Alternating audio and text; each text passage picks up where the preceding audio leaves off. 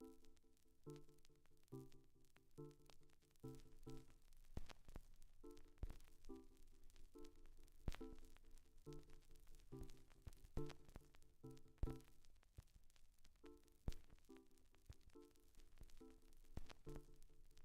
микс на вашем любимом радио.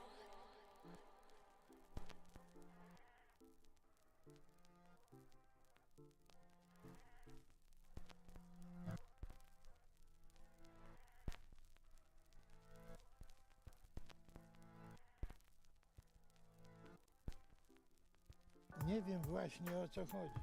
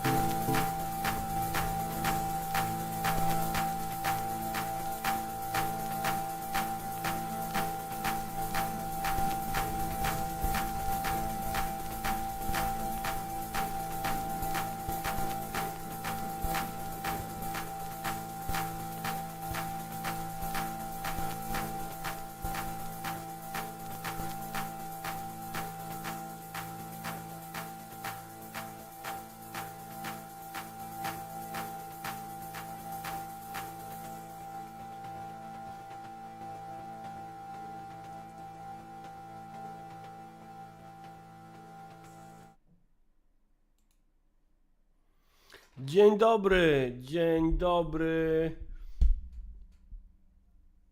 Dzień dobry.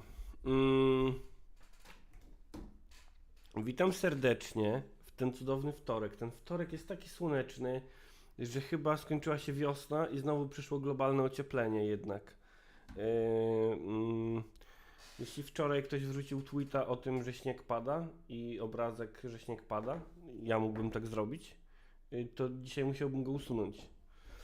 Bo już nie pada, jest słonecznie i jest, ale za to jest minus 1 stopień. No to ja już nie wiem, zwariować można. Nie, jednak jest 2. Nieważne. To tylko pogoda. Środa jest? Ja powiedziałem wtorek. Świetnie się zaczyna. Brawo, Boliński.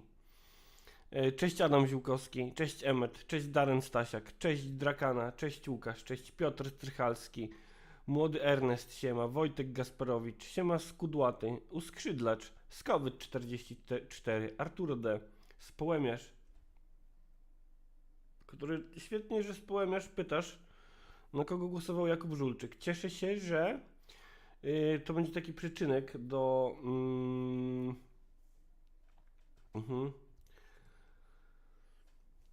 Mam problemy z kończeniem zdań dzisiaj, no nie?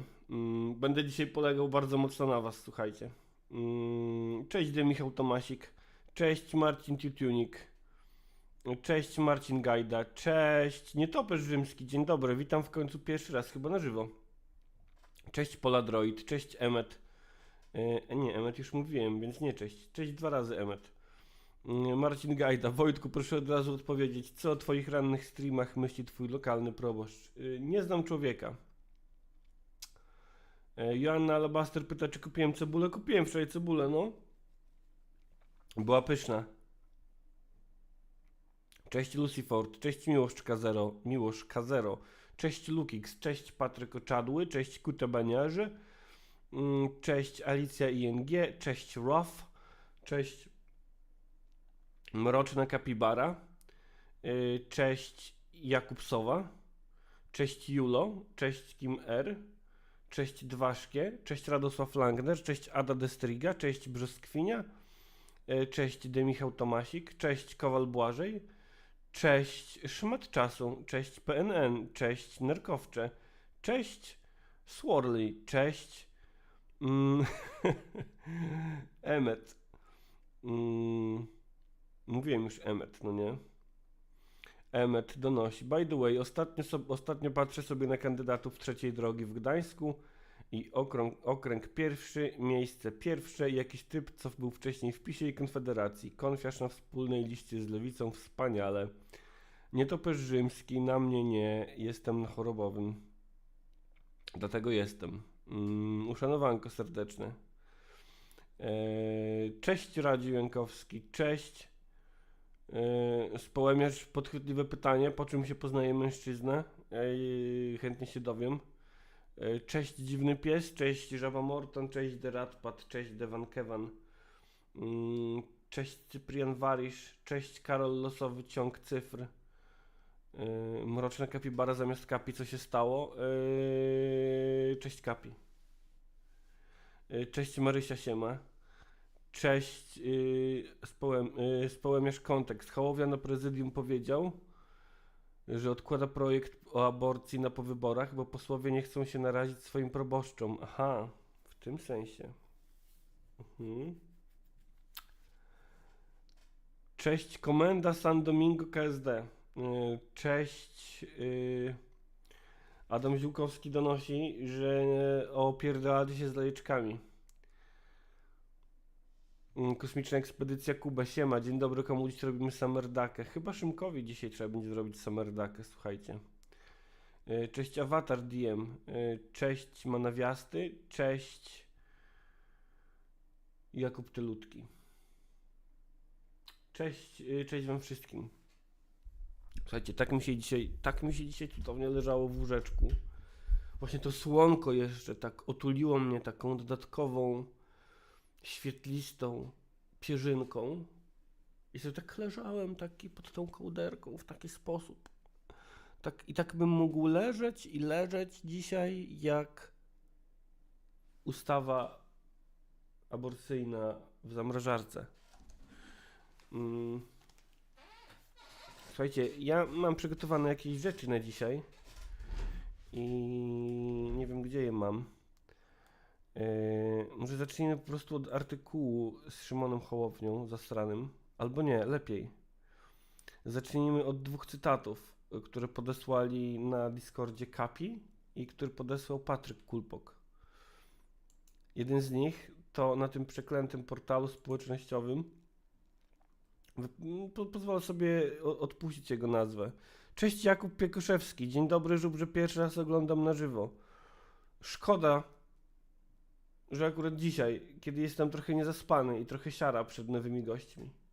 Ale zapraszam. Po prostu przepraszam za ten nieporządek dookoła. Tutaj masz kapciuszki sobie. Co ja pierdolę.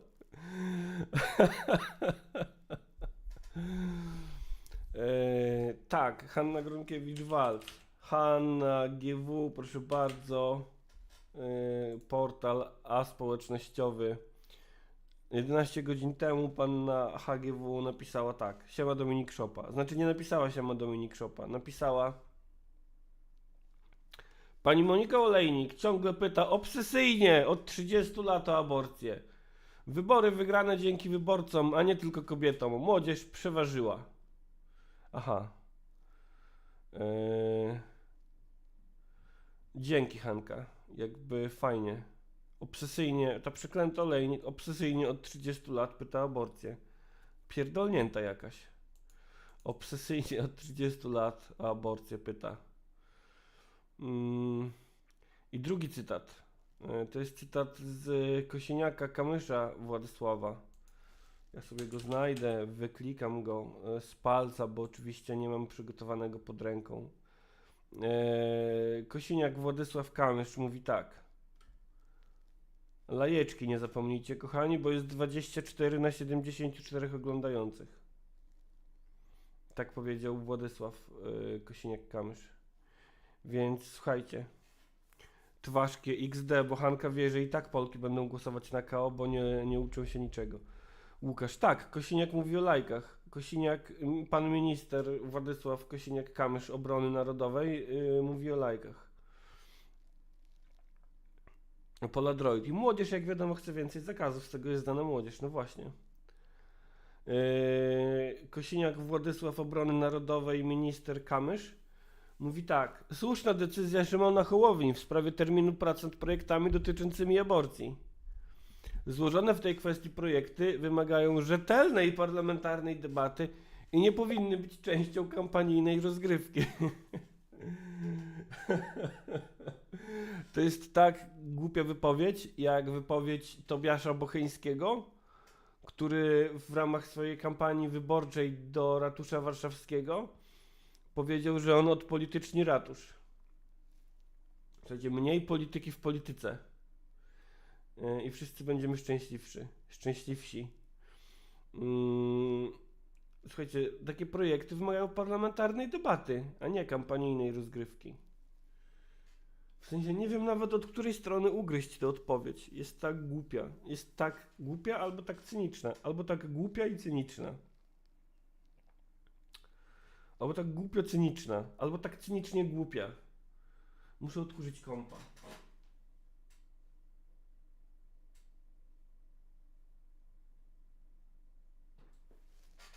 kompa. Lucy Ford, to się świetnie składa, bo akurat będą obrady, to można te projekty poddać parlamentarnej debacie tu i teraz, prawda? Ja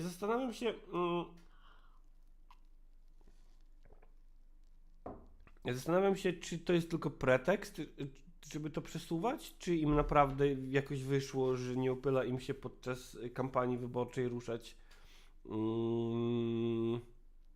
ruszać aborcji.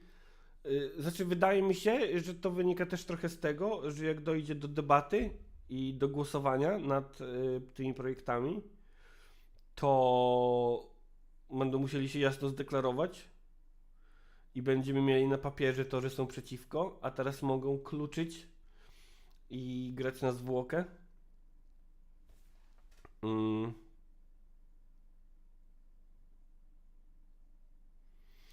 I widzę tutaj Brantaleukopsis. Boże. Brantaleukopsis. Już teraz zapamiętam. Może partie nie powinny startować w wyborach samorządowych. Wtedy politycy zajmą się tym, do czego zostali wybrani. No właśnie. Arturo D. Ej, czy oni mówiąc, że nie chcą tym grać w kampanii, właśnie zagrali tym w kampanii? No właśnie, no właśnie.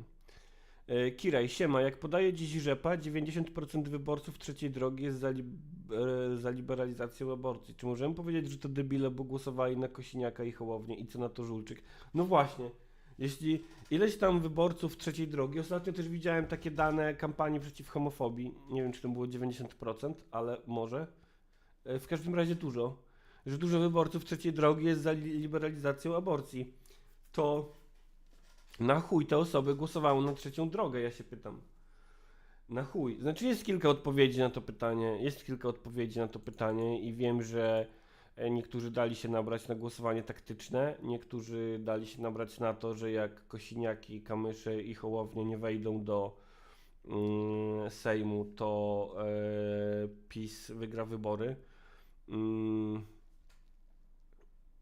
Ale nadal jakby wiedza, że jest to partia konserwatywna i że jest przeciwko legalizacji prawa aborcyjnego, to nie jest wiedza tajemna. Mało tego, nie trzeba nawet Hermesa, który wcale nie jest oprogramowaniem szpiegowskim, a jedynie analitycznym do szybkiej analizy ogólnodostępnych danych, żeby się o tym dowiedzieć.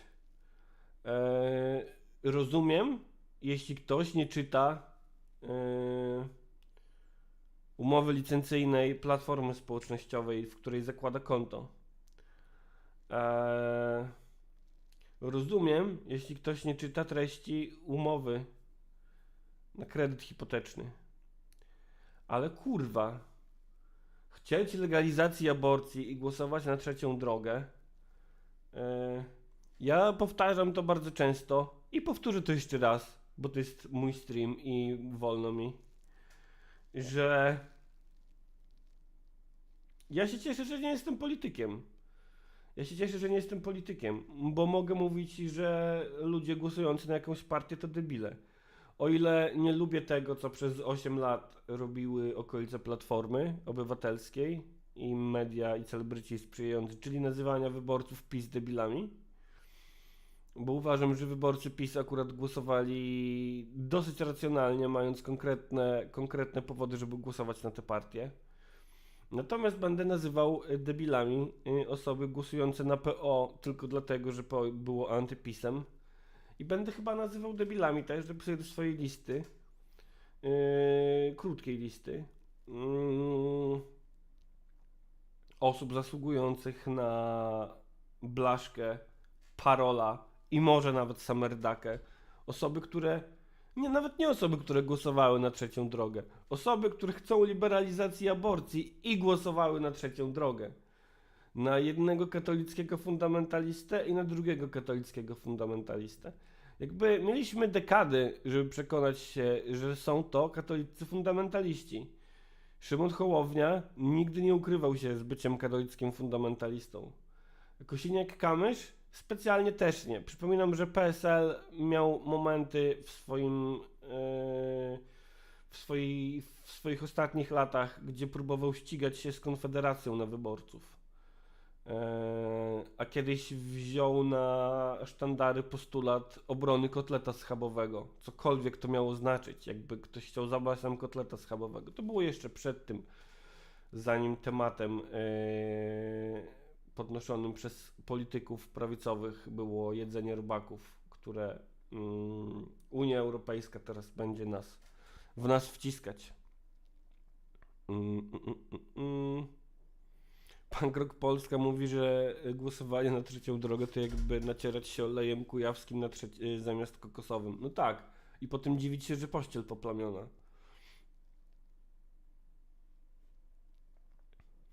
Kirej, no właśnie, zabawne jest to, że to 90% wyborców trzeciej drogi, nie 30, nie 40, tylko 90. Wydaje mi się, że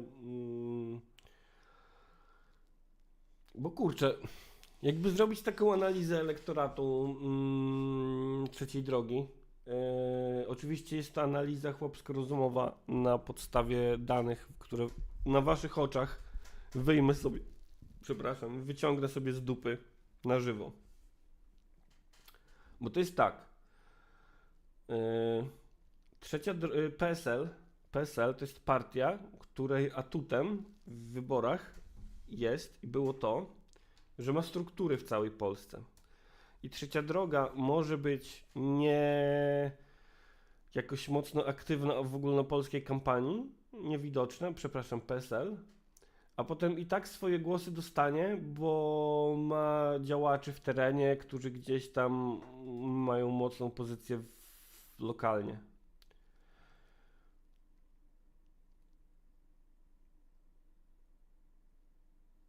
Tywaszkie mówi, Wojtek, ale przestańmy się czarować, że ta aborcja jest taka istotna dla osób, które głosowały na Trzecią Drogę. Dla wielu pewnie ważniejsze było obniżenie składki zdrowotnej albo zmiany w kwestii płacenia VAT.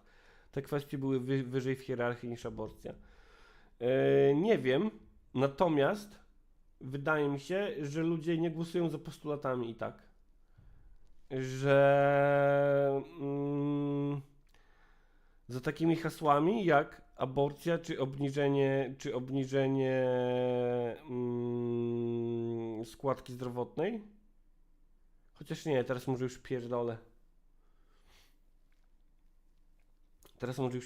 Trudno im powiedzieć, co jest dla tych ludzi najważniejsze, aczkolwiek wydaje mi się, że jakby, rozumiem, że politycy mogą mieć kobiety w dupie, no ale kurde, i pomyśl sobie o chłopie, który nie chciałby, żeby jego żona umarła, no nie?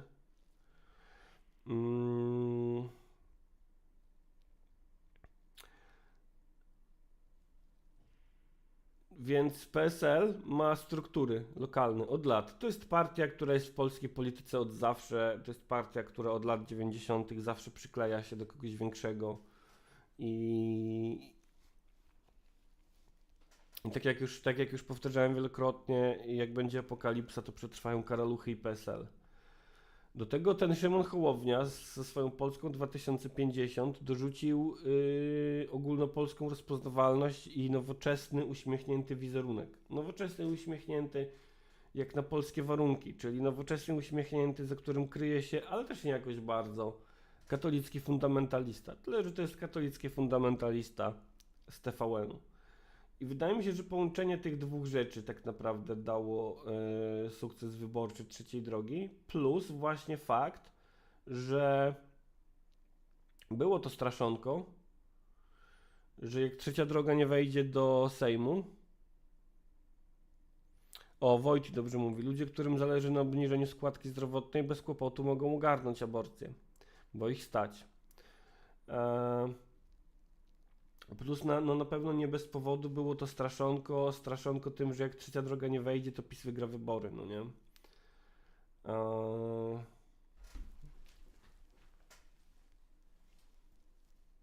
I kurczę, jeszcze jak mieszkałem w Warszawie, to były osoby, które pewnie stanowiły wtedy dosyć podobny profil wyborcy teoretycznie do mnie, czyli jakiegoś takiego wielkomiejskiego millennialsa pracującego w korporacji, czy nawet w tej branży kreatywnej bardziej. I zdarzały nam się rozmowy o polityce i kurde, powiem wam, że to jest oczywiście moja obserwacja i dowód anegdotyczny, że zdarzały się takie akcje, że tego typu osoby przed wyborami prezydenckimi rozważały Szymona Hołownię, no nie? No bo nie miały za tym racjonalnego argumentu. Ja robiłem takie, no dobra, ale dlaczego, no nie? No i to było takie,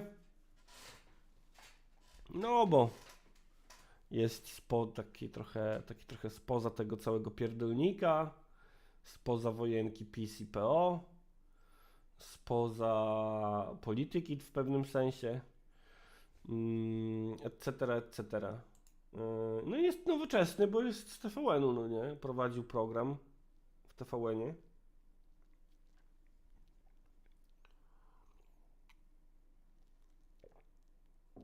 Marcin Gajda pyta, jaki był sens tego straszonka. Alternatywą miało być głosowanie na PO czy na PiS. A jeśli na PiS, to czego mamy oczekiwać od trzeciej drogi jako od polityków? Myślę, że tutaj alternatywą było w ogóle nie pójście na wybory, a nie głosowanie na PiS lub PO.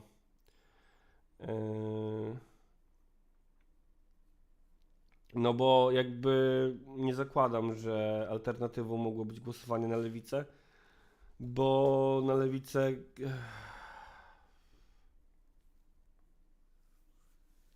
lewica zrobiła gorszy wynik niż w poprzednich wyborach, no nie. Tylko przykleiła się do odpowiedniego statku.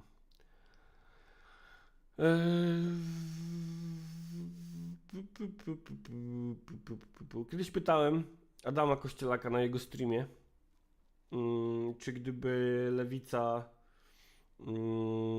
czarzasta dała się wchłonąć Platformie, to czy to byłoby dla takiego Razem dobrze, czy niedobrze?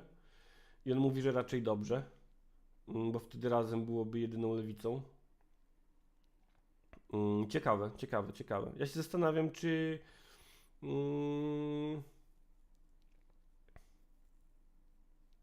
jak byłoby wtedy z finansowaniem kampanii. I chyba o to też dopytałem. I chyba też powiedział, że to nie byłby jakiś aż tak duży game changer. Słuchajcie, chciałem tutaj jeszcze gdzieś zerknąć w międzyczasie. Zerknąć w międzyczasie gdzieś chciałem na portal społecznościowy Instagram. Tururururu. Ej, gdzie są zapisane? Na desktopie.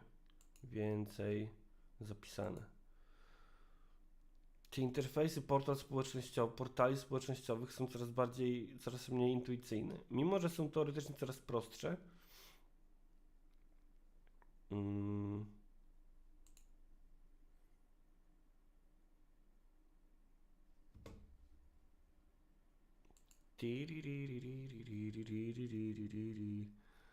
Chciałem odnieść się do tego, co powiedział aborcyjny Dream Team.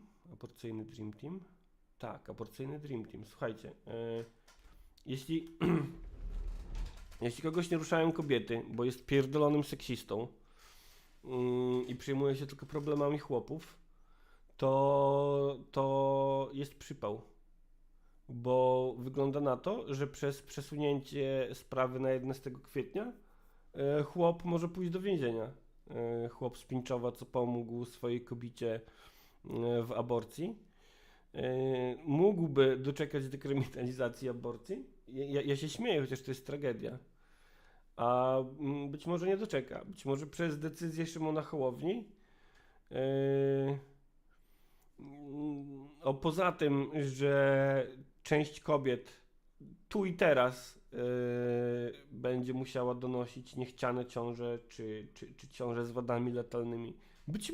Być może któraś kobieta, która jest obecnie w ciąży, straci przez Szymona Hołownię życie.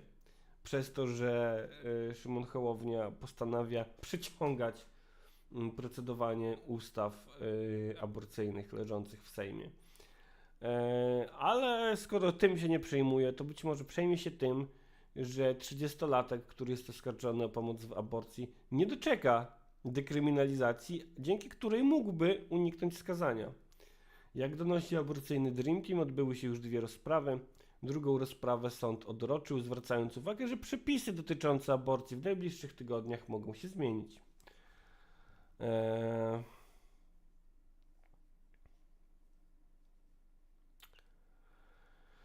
Także tak, no słuchajcie, aborcja to nie tylko kobiety i nie mówię tutaj o tym, że niecis płciowi mężczyźni też mogą zajść w ciążę, chociaż oczywiście tak, ale nawet pozostając w uniwersum większości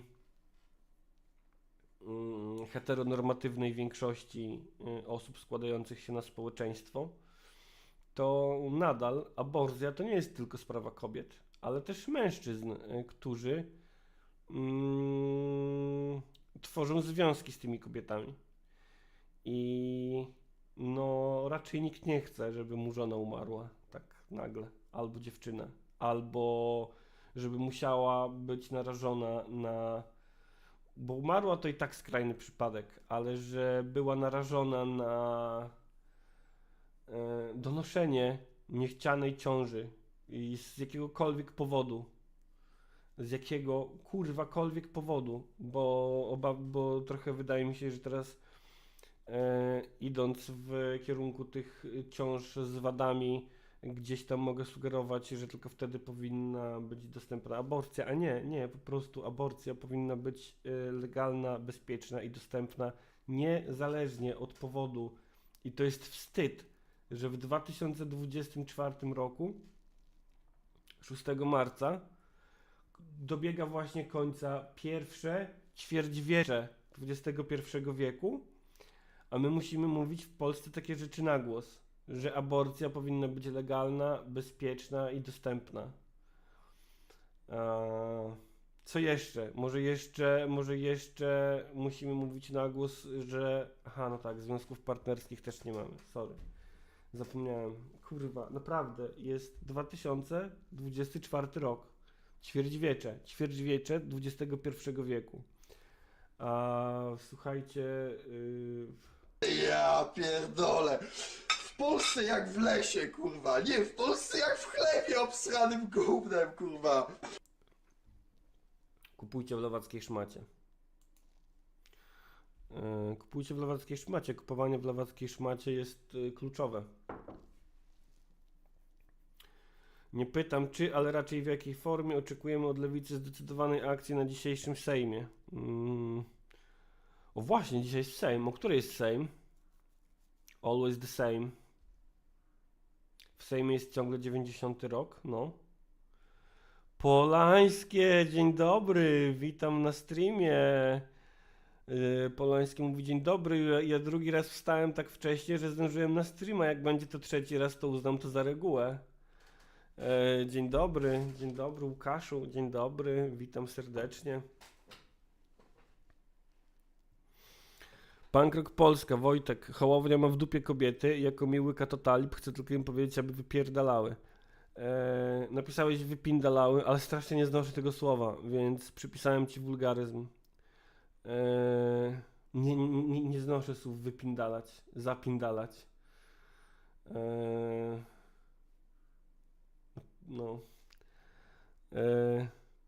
Po co pytasz, o której Sejm, jak i tak nie obejrzysz, pyta Marysia. A może obejrzę, a może nie obejrzę.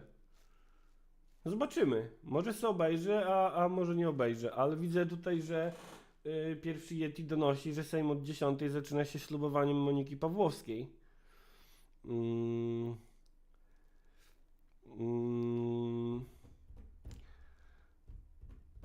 Nie obejrzysz, mówi Marysia. Czy jeśli teraz obejrzę, to znaczy dałem się zmanipulować? A jeśli nie obejrzę, to czy... No właśnie, Entrus może z widzami, zwłaszcza, że jak mówicie, że zaczyna się od ślubowania Pawłowskiej. Kurczę, kusi mnie to.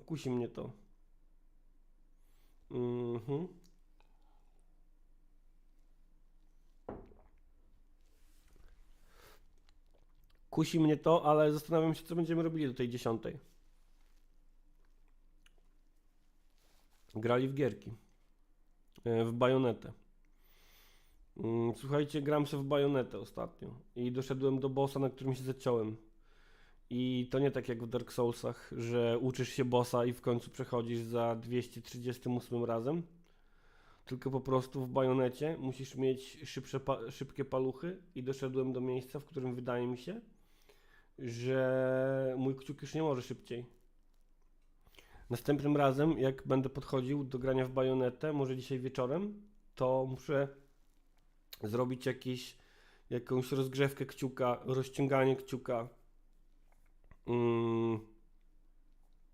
gimnastykę kciuka. Może muszę po prostu ćwiczyć codziennie wieczorami i robić mojemu kciukowi brzuszki.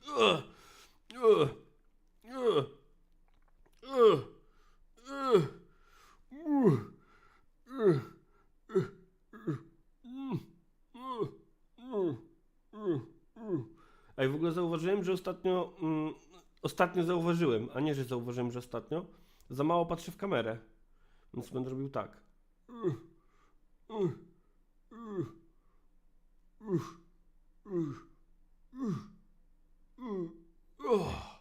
I seriami po 10. Martwy ciąg. Lukix. Na wczorajszym streamie coś się stało z napisami. Od około 1:20 wyświetla się nazwa kanału jakiegoś zamiast faktycznych napisów. Sprawdzę to. Dziękuję za info. Bo żebym tylko nie zapomniał. Kurwa, żebym tylko nie zapomniał.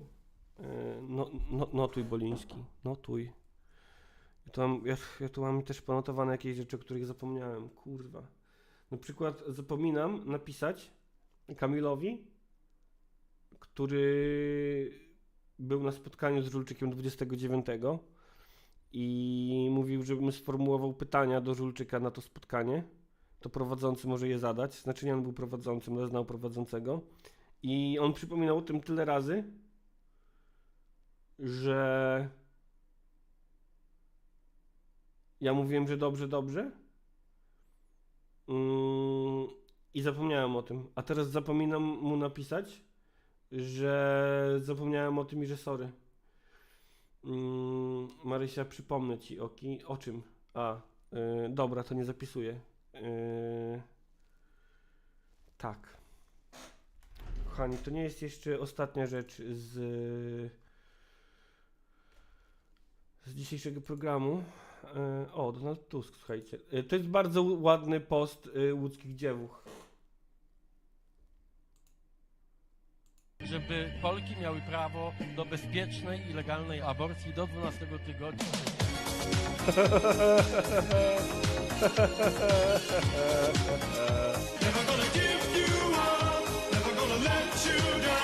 Ktokolwiek lubiący się będzie starał, zawsze przywodzi mi na myśl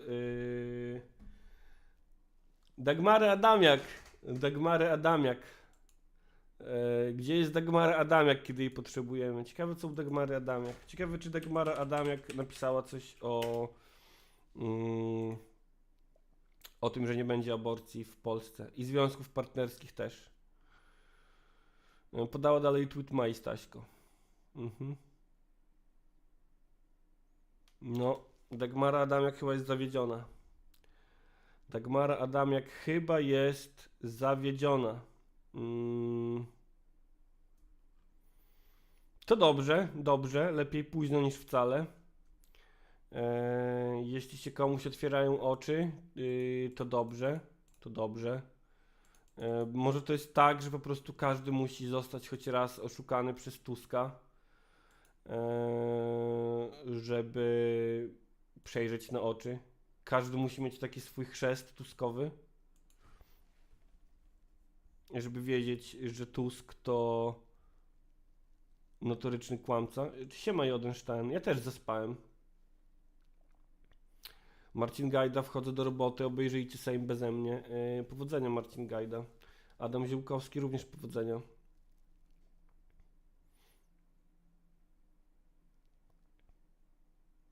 Dzień dobry, mówi Kajko. Właśnie widziałem wpis razemków na YouTube o Szymonku, a pod spodem streamek Żubrzański, a w kwietniu powie nam wszystkim prima aprilis, takiego wała dalej zawieszone.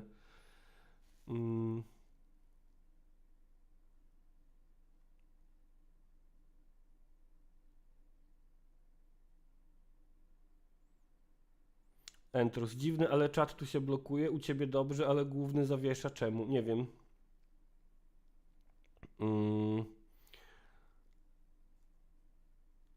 Czy będę robił brzuszkowi kciuki, Kowal Błażej? Jak będę potrzebował brzucha dojebanego do czegoś, to tak.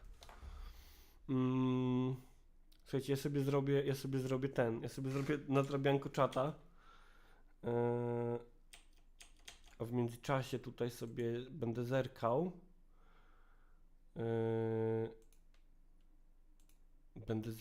Aha, dobrze. Już wiem, co miałem powiedzieć jeszcze. Dobrze. W międzyczasie nadrabianko czata, a potem jeszcze powiemy sobie co nieco o aborcji. Bo warto o aborcji mówić i niestety o aborcji mówić trzeba w tym kraju. I patrzeć w kamerę Boliński. W kamerę bardziej. Okulary bym założył może, co? Ej, miałem dzisiaj jakiś pojebany sen, ale już go nie pamiętam.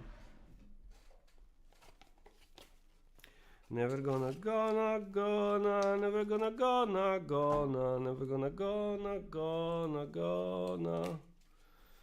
Słuchajcie, no w kwietniu okaże się, że są potem jeszcze jedne wybory, bo są potem wybory prezydenckie i też to nie jest moment i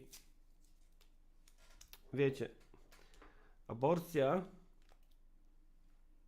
jest trochę tematem zastępczym. W sensie nie takim, że tu i teraz jest tematem zastępczym. Właśnie nie. Właśnie tu i teraz jest tematem kluczowym dla zdrowia i życia Polaków i Polek i Polaków. Natomiast aborcja jest tematem zastępczym w tym sensie, że mam takie poczucie, że nie opłaca się politykom rozwiązywać tej kwestii. Bo to jest kwestia, która o ile nie wyprowadza ludzi na ulicę jak w 2020, to jest to kwestia, która zawsze jest na tyle paląca, że warto ją mieć w zanadrzu.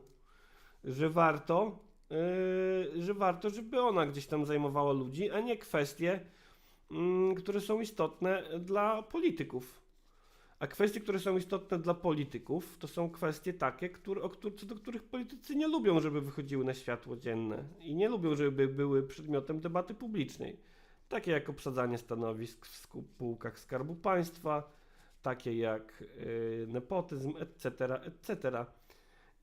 I jest taki, był jakiś taki materiał na YouTubie kiedyś, jak wyglądała dyskusja aborcji na początku lat 90. w Sejmie. I pamiętam, że jak to widziałem, to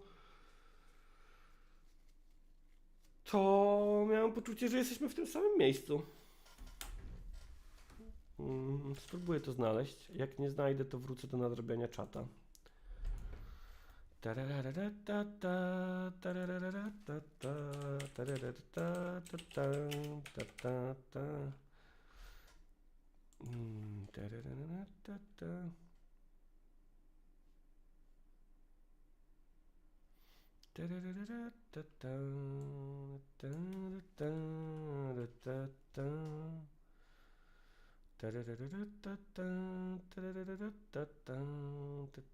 Teleexpress 92, aborcja w Sejmie.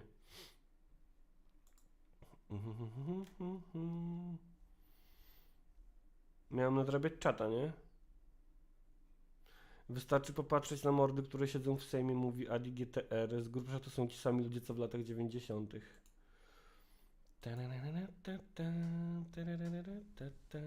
Kopalnie strajkują.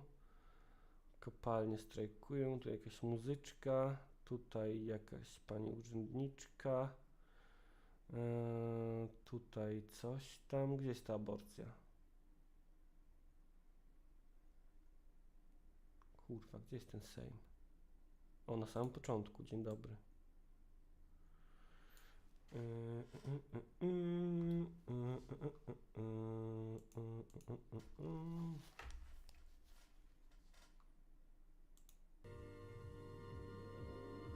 Dobrze słychać? Dzień dobry. Jest czwartek, 17 grudnia. Za tydzień Wigilia. Prognoza pogody na jutro jest taka, że nie tracąc tanio czasu, przechodzimy do rzeczy ważniejszych. W Sejmie o aborcji między świętami a Nowym Rokiem. Robię głośniej chłopa. W sensie Strajkują przeglądarkę. 62 kopalnie. Polsko-łotewski traktat o przyjaźni i współpracy nabiera mocy. W Belwederze wymieniono dokumenty. Borys Poladroid, aborcja to poręczny przedmiot szantażu. Z PiS-em to na pewno nie będziecie mieli, a z nami może będziecie mieli, jeśli wszystko nam będzie sprzyjać. Wybierzcie mądrze i Polaki na to idą. Tak, podobnie ze związkami partnerskimi. Nie mówiąc już o małżeństwach i równości małżeńskiej, no nie? Która oczywiście to ona powinna być postulatem, ale wydaje mi się, że w obecnym układzie parlamentarnym ni chuja. Jelcyn w Chinach. Jelcyn w Chinach? Nieźle. Ruszyła przedświąteczna kampania kiełbasiano-szynkowa. Mhm. W Sejmie podczas dzisiejszej dyskusji nad informacją Rady Ministrów o działaniach rządu w sprawie restrukturyzacji przemysłu węglowego To kluby jest ta aborcja? SLD i KPN wezwały rząd do przedstawienia programu reform w górnictwie. Posłowie z Konwencji Aborcja miała Polskiej być. i Unii Demokratycznej Większością 9 głosów Sejm postanowił odłożyć dyskusję nad ustawą antyaborcyjną. Zajęto się natomiast programem działań rządu wobec górnictwa. Wywołało to ostre protesty ZHN-u. Zajęto się Większością 9 głosów Sejm postanowił odłożyć dyskusję nad ustawą antyaborcyjną. Zajęto się natomiast To chyba tyle z tej aborcji w tym 97 roku. Ale nie, to nie jest to, co ja chciałem wam pokazać i to, o czym wspominałem na początku. Hello, mówi Alex Rex. Na YouTubie na kanale Ateiści w odcinku pod tytułem Kolejna bogobojna głowa państwa jest m.in. o Hołowni. To co ten człowiek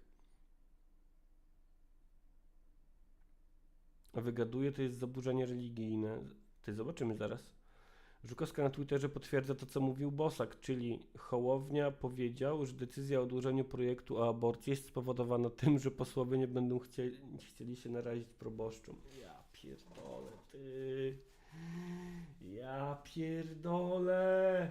Ja pierdolę.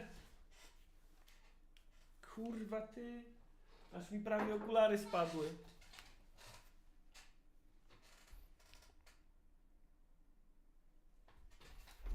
YouTube, kanał Ateiści, odcinek pod tytułem Kolejna bogobojna głowa państwa. Zaraz sobie obejrzymy, słuchajcie. Zaraz sobie obejrzymy. Dobra, zrobimy tak. Spróbuję znaleźć jeszcze ten Teleexpress, ten Sejm o aborcji. Poszukamy tych ateistów na YouTubie, sobie pooglądamy o Szymonie i zobaczymy, co Szymon opowiada. To jest 2.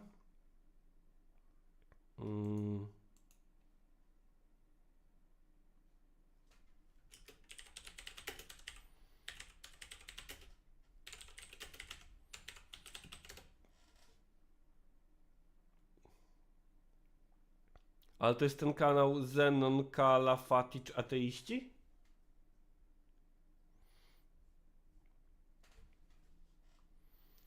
Kurwa, nie chcą się narazić.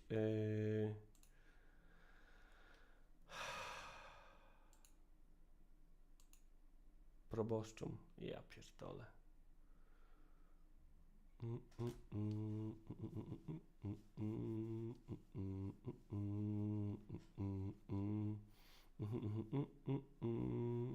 Kalafatic jest super i nie wiem, kto to jest w ogóle. Ale jeśli mówicie, że to jest to i tu jest ta kolejna bogobojna głowa państwa i tam będzie Szymek Hołownia, to se obejrzymy. To se chętnie obejrzymy. Przynajmniej wypowiedzi Hołowni. Słabo dziś słychać żubra, czy tylko u mnie? Dajcie znać, jak słychać. Marysia, ja nie mogę się narazić proboszczowi, ponieważ mój proboszcz nie żyje.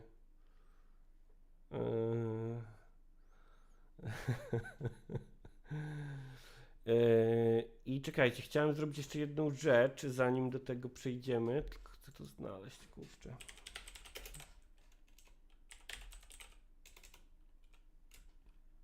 Piszę głowa państwa na kanale.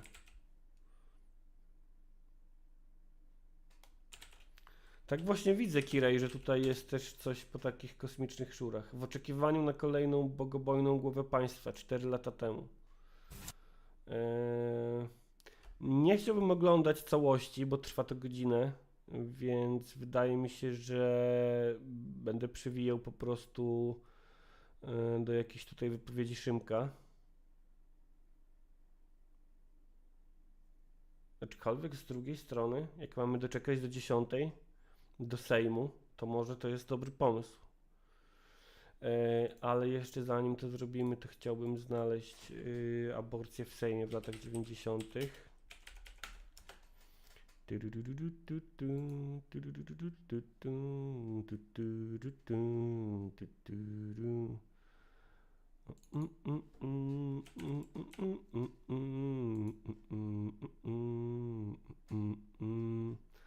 A jeśli nie znajdę aborcji w Sejmie w latach 90., to chciałbym się odnieść do jednego komentarza spod wczorajszego streama, co zaraz uczynię.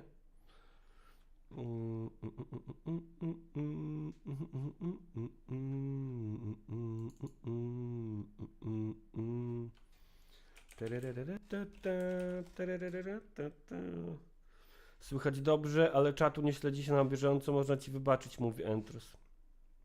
No z tym czatem to różnie bywa, podkręcić na Stream Decku, tylko że teraz mam tak, system mam na 75%, mikrofon mam na maksa, a nie chciałbym mieć systemu na 100%, bo nie będę mógł...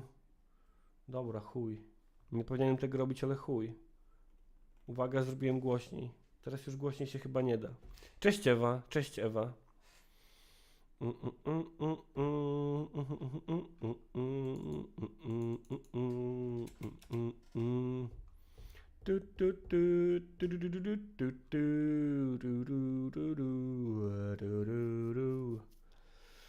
Dobra, chuj w ten same. Chuj w ten same. This is always the same.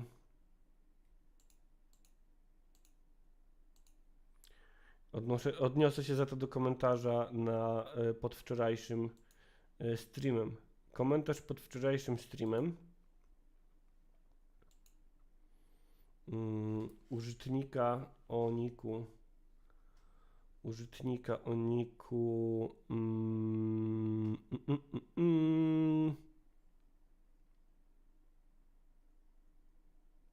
Xeno2137. Xeno odnosi się w komentarzu do tego, co mówiłem o aktywistkach klimatycznych. Żubrze, mówisz, że młodzi mają protestować, jak ja nie mogę zabrać się do uczenia na maturę, a co dopiero walczyć za ludzi, którzy są debilami i tak spierdolą wszystko, co bym dał radę wywalczyć. Ja nie mówię, odpowiadam na ten komentarz oficjalnie, że ja nie mówię, że młodzi ludzie mają protestować, bo kim ja jestem, żeby mówić ludziom, czy mają, czy nie mają protestować. Tym bardziej, że sam siedzę na piździe i gadam do kamery, no nie? Nie powiem ludziom, czy mają, czy nie mają protestować, natomiast jeśli młodzi ludzie protestują, to jest to coś, co daje mi nadzieję na to, że może być lepiej w przyszłości. Tylko tyle. Generalnie moje serce się raduje, kiedy młodzi ludzie protestują. Kiedy w młodych ludziach jest niezgoda na rzeczywistość. Niekoniecznie nawet materializująca się w postaci protestów. Myślę, że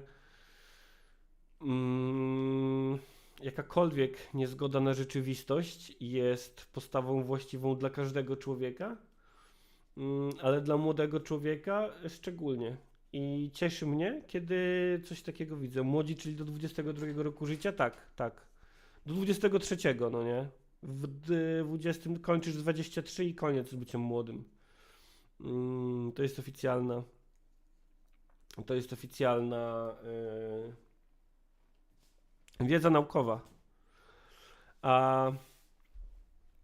Więc tak, no. Niezgoda na rzeczywistość materializująca się w postaci protestów raduje moje serduszko. Nie tylko taka. Każda niezgoda na rzeczywistość młodych ludzi raduje moje serduszko. Starych ludzi też, ale ono ma mniejsze znaczenie. Dobrze, jedziemy chyba z tymi ateistami. A nie, czekajcie, bo jeszcze coś miałem do powiedzenia. Bo wiecie, Gazeta Wyborcza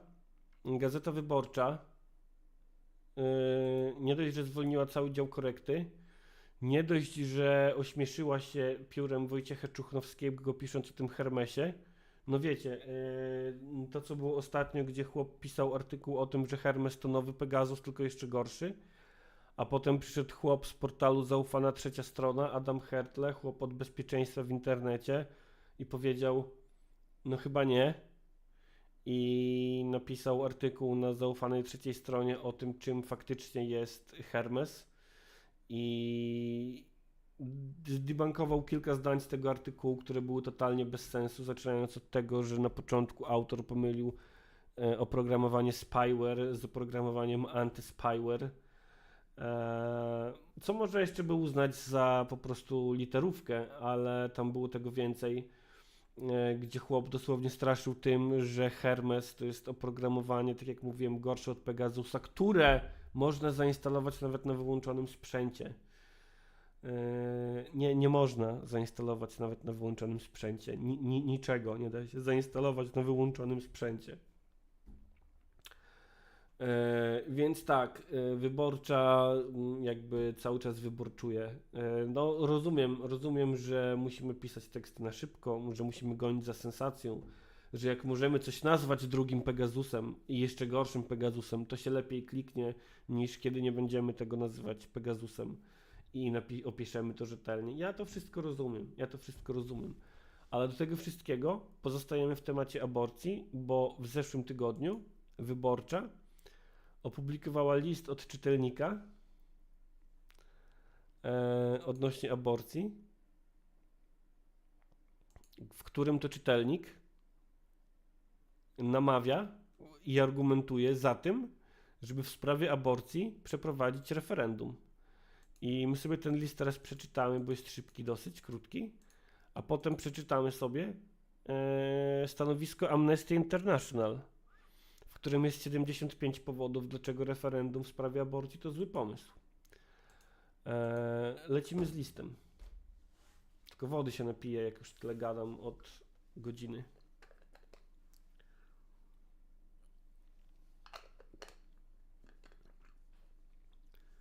Jeśli zależy nam na jak najszybszym zakończeniu piekła kobiet, nie powinny decydować emocje i przekonania, a jedynie czysty pragmatyzm.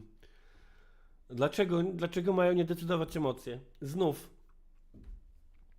Dlaczego, jeśli boisz się, że umrze ci żona, znów odnoszę się do chłopów. Jesteśmy w Polsce. W polskiej polityce rządzą chłopy. I łatwiej im pewnie zrozumieć taki argument, że hej mordo, czy chcesz, żeby twoja żona umarła? Dlaczego tu nie mają decydować emocje? Dlaczego? Jakby coś złego w tym. W obecnej sytuacji politycznej referendum jest jedynym rozwiązaniem, które ma realne szanse być skutecznym. Aha.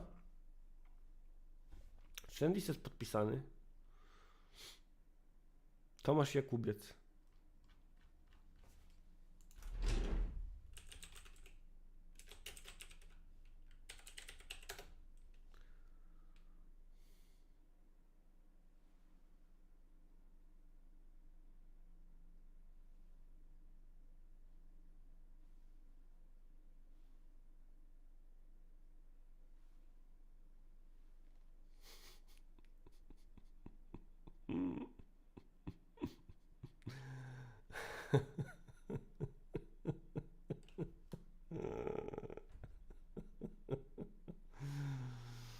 Może to jest Tomasz Jakubiec z filmu Kajakiem przez życie.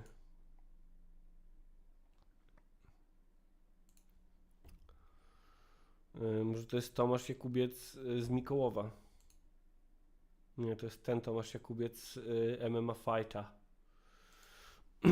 No dobra, któryś z Tomaszów Jakubców w Polsce napisał taki list. Marysia siema, ale ja już pisałam tutaj, że jak brata Konfederaty zapytałam, co zrobiłby, wiedząc, że albo umrę ja z płodem, albo sam płód, to mi się zapytał, czy jestem mordercą i od tamtego czasu jestem wyzywany od morderców. Faktycznie, no.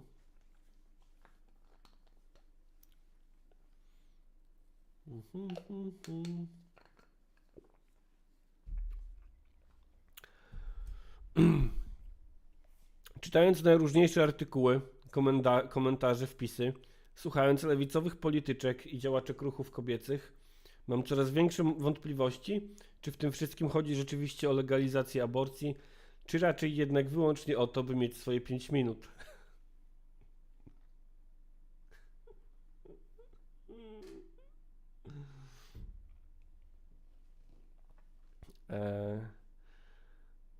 Tak, Entrus, zaraz zrobimy jakąś przerwę muzyczną też.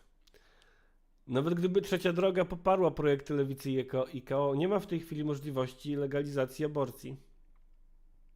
Aby jakakolwiek... Marysia, zrób mu samerdakę.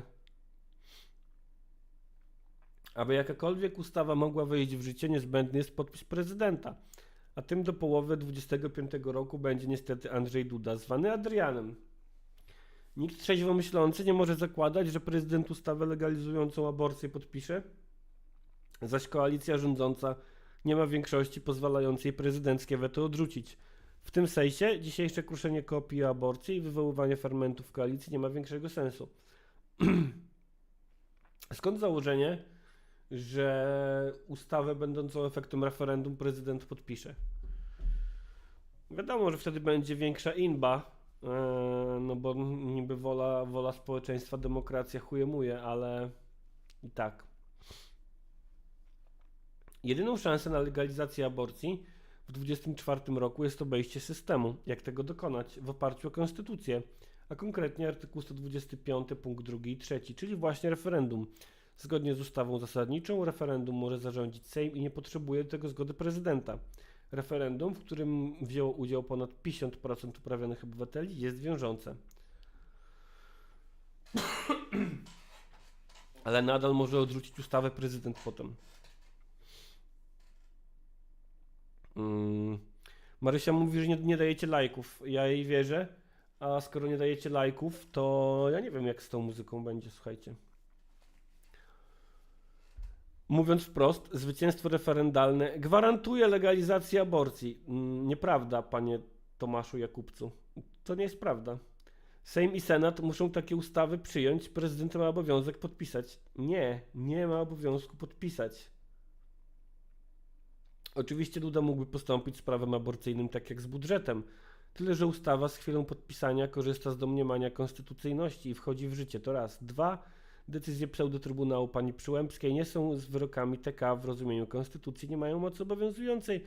Kluczowa jest jeszcze jedna kwestia. Patrząc na zdolności mobilizacyjne ruchów kobiecych, to głównie one napędziły rekordową frekwencję w październikowych wyborach. O przekroczenie progu 50% można być spokojnym. Zaś jeśli wierzyć publikowanym co i rusz przez Lewicę, OSK i inne organizacje wynikom sondaży prezentujących poparcie dla legalizacji aborcji, również wynik takiego referendum nie powinien budzić obaw. Czy prawa człowieka powinny podlegać jakimkolwiek głosowaniom? Absolutnie nie. Czy prawo kobiet do samostanowienia jest prawem człowieka? Absolutnie tak. W tym przypadku jednak, jeśli rzeczywiście zależy nam na jak najszybszym zakończeniu piekła kobiet, nie powinny decydować emocje i przekonania, a jedynie czysty pragmatyzm. W obecnej sytuacji politycznej referendum jest jedynym rozwiązaniem, które ma realne szanse być skutecznym. Tylko tyle i aż tyle. Z poważaniem, Tomasz Jakubiec, zawodnik MMA. Nie wiem jaki Tomasz Jakubiec. Jakiś inny Tomasz Jakubiec. Trener indywidualny. No może ten. Może to był ten Tomasz Jakubiec. Zanim przejdziemy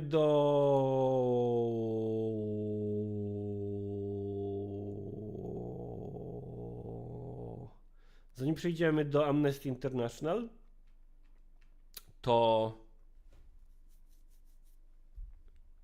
muzyczka.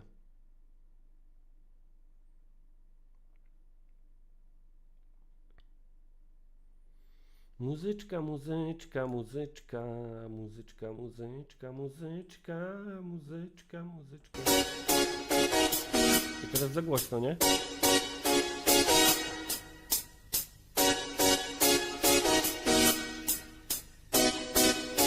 Nie wiem właśnie o co chodzi.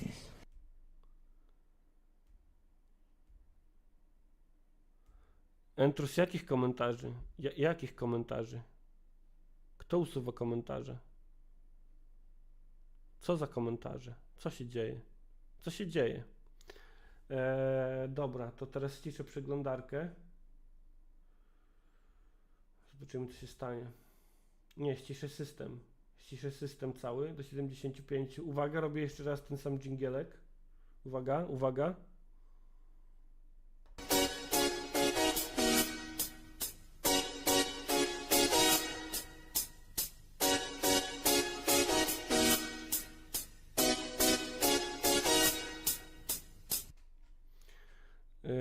Marysia, dziękuję za super czata. Tak, możesz. Czekam.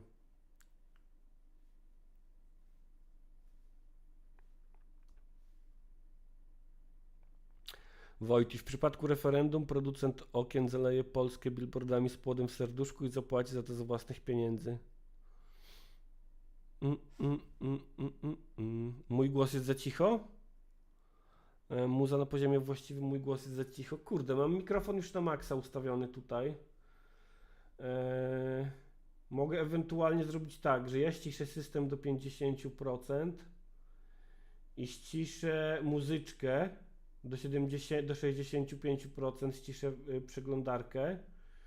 Ściszę jeszcze Stream Decka do...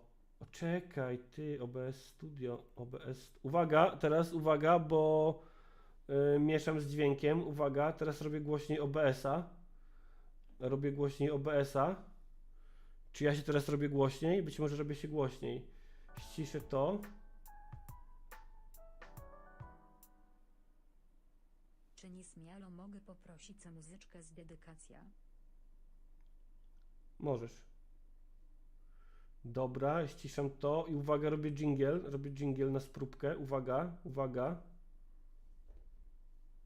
Uważajcie na uszy. Totalnie się nic nie zmienia? Teraz moim zdaniem jest bardziej wyważone. Teraz powinno być git. Teraz tylko jak u kogoś jest za cicho, to niech całość zrobi głośniej. Myślę, że teraz jest w miarę ok. Lecimy z muzyczką.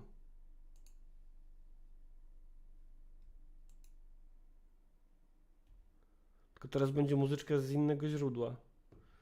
Więc... O Jezus Maria. Nic, zobaczyłem miniaturkę filmu Tomasza Wiejskiego z Elizą Michalik.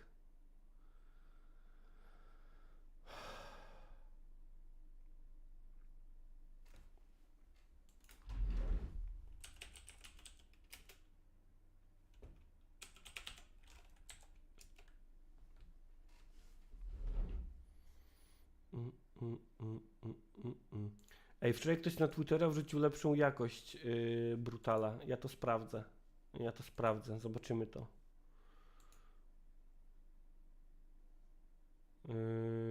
Marysia, piosenka zespołu Brutal będzie dedykowana specjalnie dla Ciebie. Żebyś myślała o wakacyjnej tej przygodzie, która tak zaczęła właśnie się, jak w strumieniu bystra woda.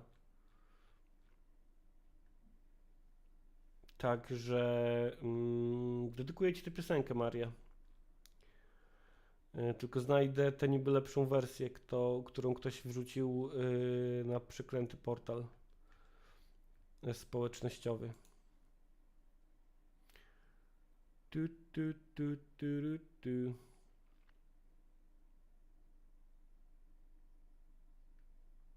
Lepsza jakość, proszę bardzo. O Jezu, to jest cała płyta, ty. Cała płyta, ale od wakacyjnej przygody się zaczyna.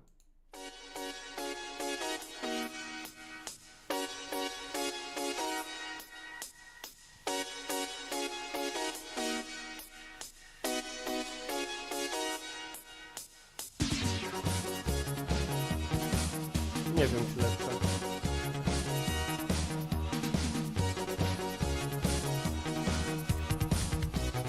Nie wiem, czy taka lepsza.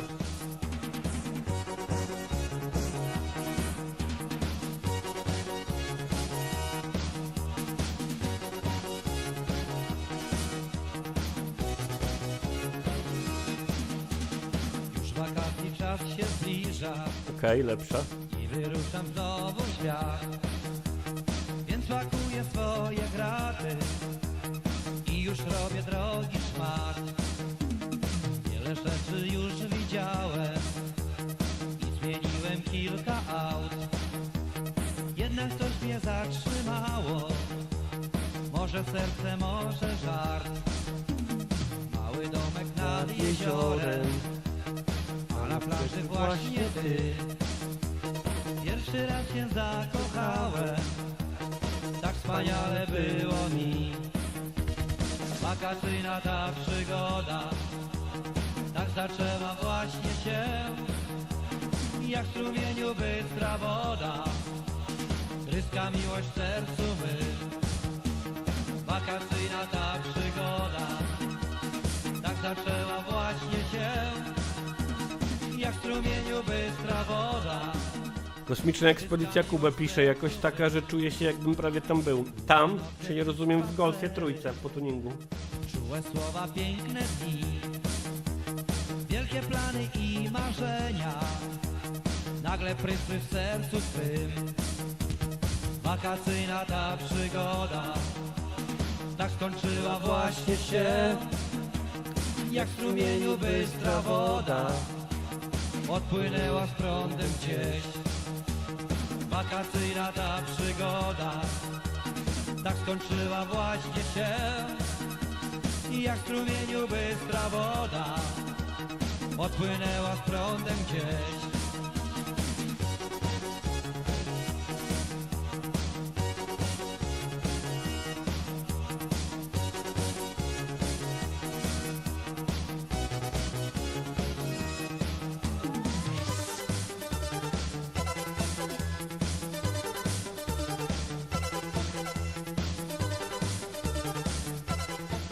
Drakana trochę się boję, bo nie znam tego, ale poleci jako następne. W sensie nie od razu po tym, ale za chwilę. Usiłuję jeszcze wejść, chodzę i zastaję pustkę, a na stole krótki wiersz. Wakacyjna ta przygoda, tak skończyła właśnie się. Jak w strumieniu bystra woda, Marysia? Nie. z prądem gdzieś. Wakacyjna ta przygoda, tak skończyła właśnie się. Jak w strumieniu bystra woda, odpłynęła z prądem gdzieś. Wakacyjna ta przygoda, tak skończyła właśnie się. Jak w strumieniu bystra woda, odpłynęła z prądem gdzieś. Wakacyjna ta przygoda, wakacyjna ta przygoda, wakacyjna ta przygoda.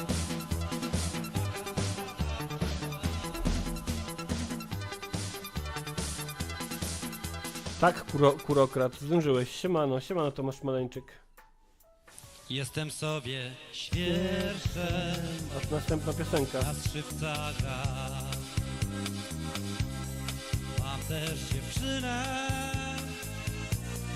wymyśliłem sam. Creepy. A Drakana przerażają mnie dwie rzeczy. Że jak znalazłem tego Eurodanka twojego na YouTubie, to po pierwsze wygląda to na coś w miarę nowego, a po drugie ja mam to obejrzane. A, to jest Polonia Disco, okej, dobra, to ja już rozumiem, gdzie jesteśmy. Dobra, to puszczę to. Znałem jedną osobę zaangażowaną w projekt Polonia Disco. Ale zanim przejdziemy do tej piosenki, to chciałbym, żebyśmy przelecieli sobie przez 75 powodów i Amnesty International.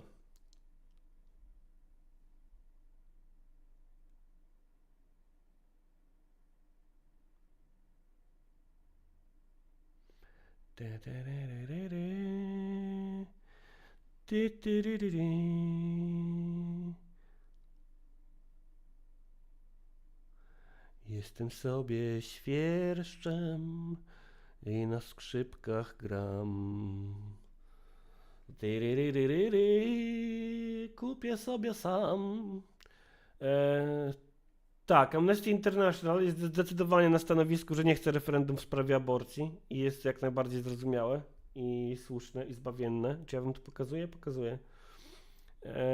W ostatnich latach Polcy i Polaki jasno pokazali swoje stanowisko w sprawie dostępu do aborcji w Polsce, wychodząc na ulice miast, czy mobilizując się do udziału w wyborach, w których głosowali na trzecią drogę i KO. Dlatego teraz jasno mówimy politykom i polityczkom, chcemy dostępu do aborcji, nie referendum. No, wydaje mi się, że to jest bardziej konkretne powody niż te, które pan opisał w liście, pan Tomasz Jakubiec, magister MMA. Cześć Chris, Dobbs 97. Jedynym wiążącym referendum aborcyjnym jest to nad pozytywnym testem ciążowym przeprowadzony przez osoby, których dotyczy. I dziękuję, i tyle w temacie, kurwa. I tyle w temacie, kurwa. W sensie, nie mówię tego ironicznie, no tak. Mamy ćwierćwiecze, ćwierć XXI wieku za nami. Znacząca liczba specjalistek prawnych uznaje prawo do aborcji za prawo człowieka, jest więc ryzyko, że przeprowadzenie referendum złamie zasady demokracji. 3. Możliwość przerywania ciąży to kwestia autonomii cielesnej, która w wyniku referendum może zostać odebrana osobom potrzebującym aborcji. 4. Ogół obywateli... Nie, no nie przeczytam wszystkich. Kurwa, wystarczy, że przeczytałem pierwszy i to dla mnie zamyka temat. No do chuja. Ogół obywateli nie może decydować w kwestii autonomii cielesnych jednostki. No dokładnie. To jest tak, jakbym kurwa powiedział, że teraz zdecydujemy w referendum, czy Szymonowi Hołowni zrobić samerdakę, czy tylko parola.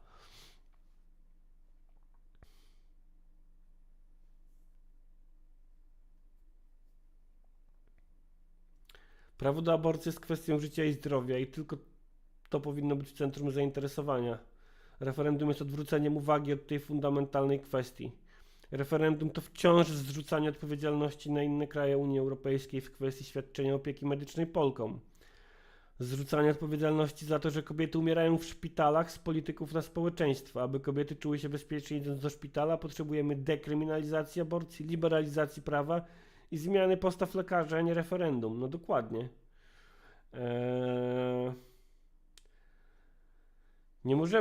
Nie może społeczeństwo decydować o tym, czy kobiety mają czuć się bezpiecznie idąc do szpitala, czy nie. Kurwa. Po to się wybiera polityków, żeby politycy podejmowali roztropne decyzje w tym temacie. Roztropną decyzją będzie liberalizacja prawa aborcyjnego. Tak jak mówi IDGTR, w ogóle o czym tu dyskutować? Tu nie ma dyskusji o czymkolwiek, trzeba zmienić szkodliwe prawo i tyle. No trzeba, ale od tego są politycy, żeby to rozwadniać, przesuwać.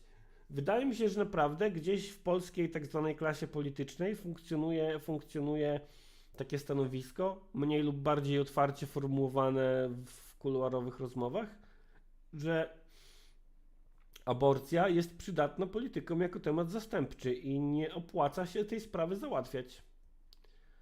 Właśnie po to, żeby cały czas wywoływała burzę. I po prostu nie zdziwiłbym się, gdyby okazało się, że w kuluarowych rozmowach panuje takie przeświadczenie, że PiS przegiął pałę i teraz z tą aborcją jest większy problem niż był do tej pory. A do tej pory było tak, że można, jak był ten tak zwany kompromis, czy też bardziej kompromitacja, no to można było tym tematem trochę bardziej grać i wyciągać go w odpowiednich momentach. A PiS przekroczył pewną granicę, na czym sam się przejechał, bo wyprowadził na ulicę ludzi, ale też trochę wsadził kamień do buta swoim następcom. Jodenstein, powodzenia tam i trzymaj się. No, taki temat tarcza, temat fasada, no trochę tak jak mówi Blacher.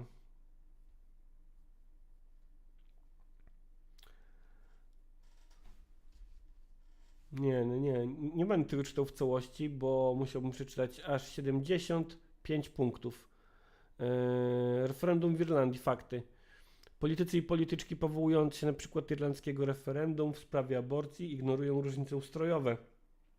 Zakaz aborcji w Irlandii był wprowadzony na poziomie konstytucji i mógł być zniesiony tylko na drodze referendum. Referendum w Irlandii dotyczyło zapisów w konstytucji, a nie praw człowieka. Referendum nie dotyczyło konkretnych zmian w prawie, a jedynie usunięcia zapisu konstytucji, który uniemożliwiał liberalizację przepisów dotyczących aborcji. No widzicie, czyli powoływanie się na referendum irlandzkie też nie ma sensu. Myślę, że powinno się więcej mówić o tych 75 punktach. Hej, ChatGPT, streść mi 75 punktów do 10. Ja ci mogę streścić, Roller. Jebać Szymona Hołownię. Dziękuję. Dajcie mi muzyczkę jakąś.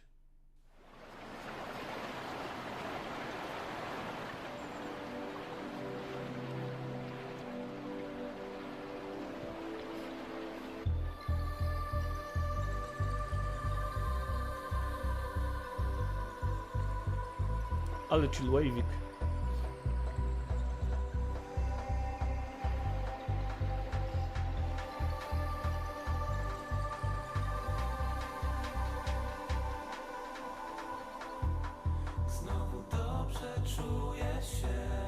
Coś mi to przypomina i zaraz wam powiem co. W moim świecie zawsze jest południe.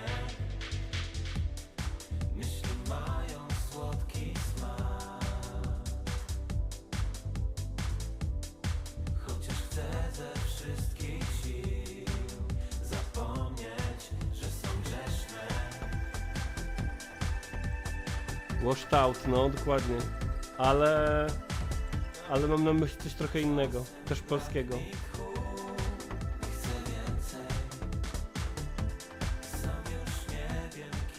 Washed out to też dobre skojarzenie. Ja kiedyś miałem zajebistą faskę na takie chill wave'iki właśnie.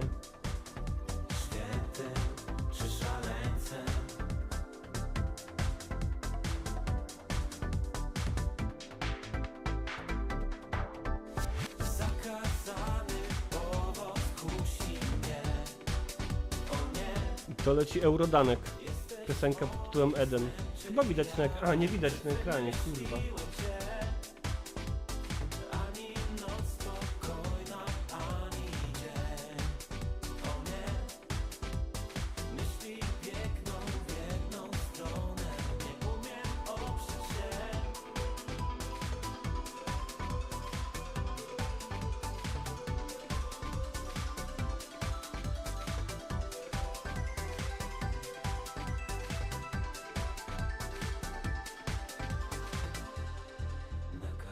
Roller, z tego co kojarzę projekt Polonia Disco, to na serio to jest taka kwestia dosyć nieoczywista tutaj.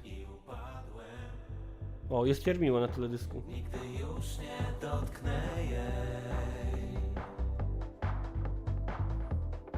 Teraz muszę biec na wschód od Edenu całą wieczność. Obczaję Mateusz Noga. Artykuł w rzepie. Brak mi tchu i chcę więcej. Sam już nie wiem, Jak to kim zrobić? mam być, a kim jestem naprawdę. Świętym czy szaleńcem. Jestem świętym czy szaleńcem. Zakazany owoc kusi mnie. O nie, jesteś moim snem czy jawą, czy wymyśliłem cię?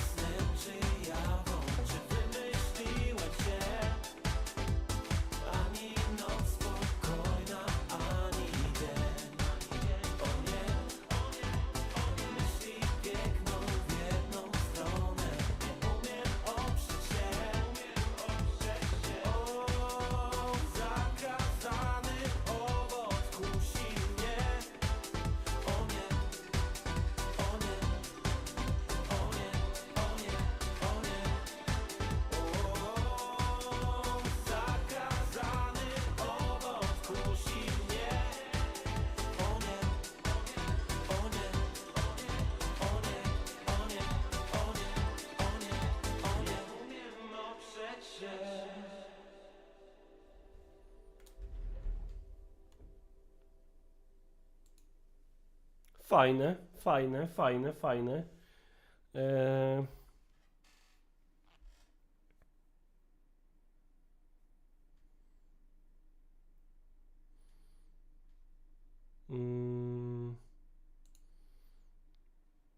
Zobaczmy, wiecie co, zobaczmy teraz.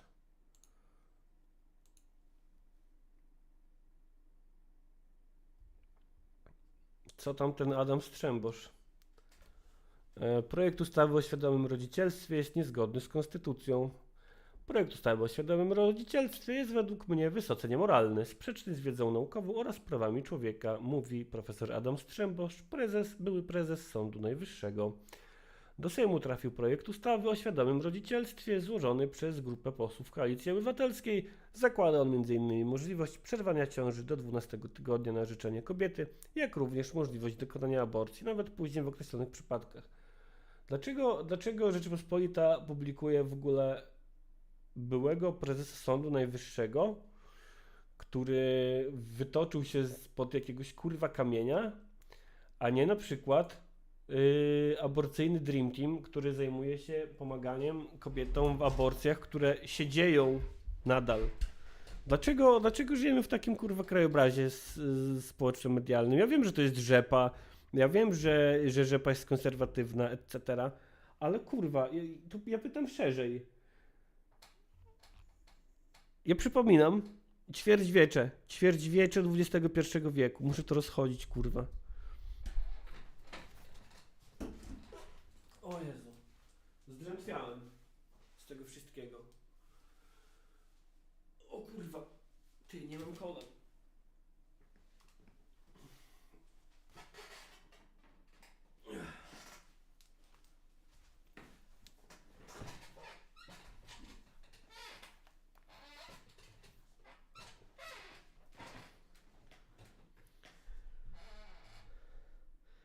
Patrząc na to, z biologicznego punktu widzenia, nie ma takiej sytuacji, że w którymś momencie rozwoju ciąży następuje radykalny przeskok, bla bla bla bla bla bla bla bla. Dobra, jebać go, nie no, jebać go. Tak, Ewa, mam na sobie kamizelkę typu bomber, a co tam?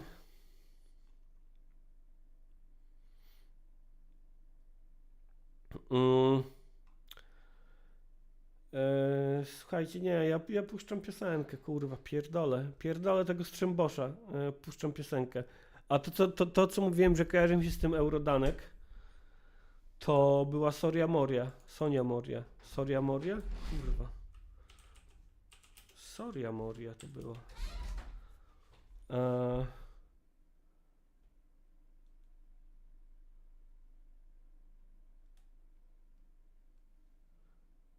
I ona miała bardzo dziwne piosenki swego czasu.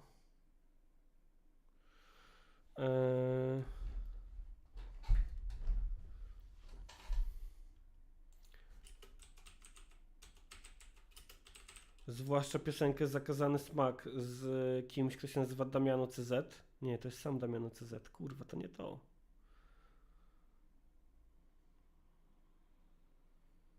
Ja nie wiem, czy ta piosenka nie ma trochę pedofilskiego tekstu, jak sobie ją przypominam teraz. A słyszałem ją lata temu. Chuj, zobaczymy. No właśnie, Emmet, ty prosisz o piosenkę zespołu Honor, a ja być może puszczam piosenkę, która ma... No nie wiem, zobaczmy, czy dobrze to pamiętam, czy niedobrze to pamiętam.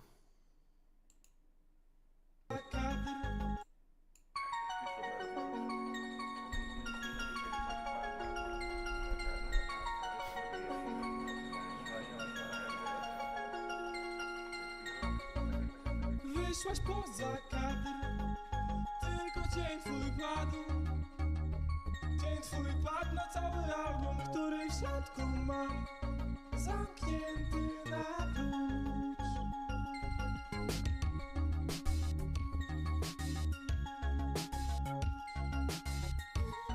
Dzięki, Michał Tomasik.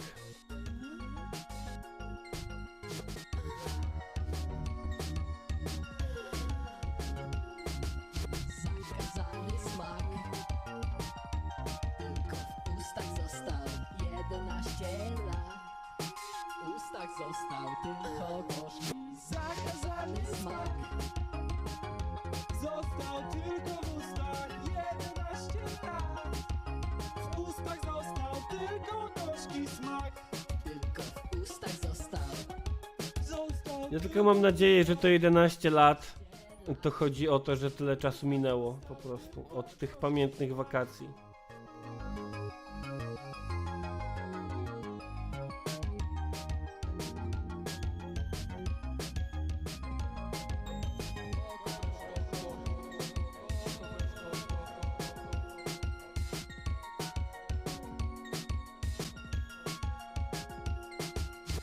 Kolonia w Grecji, nie pamiętasz, nie? Z każdym nowym dniem coraz cieplej. Z każdym nowym dniem nowy sen, którym szczęście. Polański zaraz puszczę.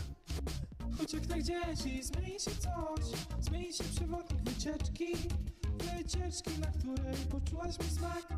Pod okiem bogów greckich.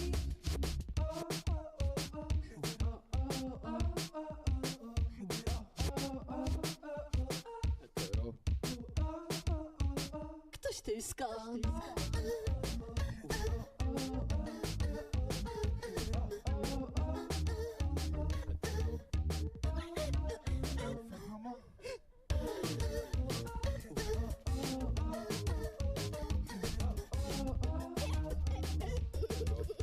Co tam Marysia?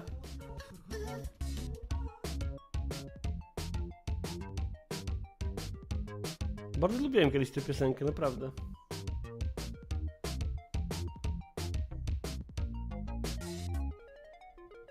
Alex Rex, nie wiem, zobaczymy.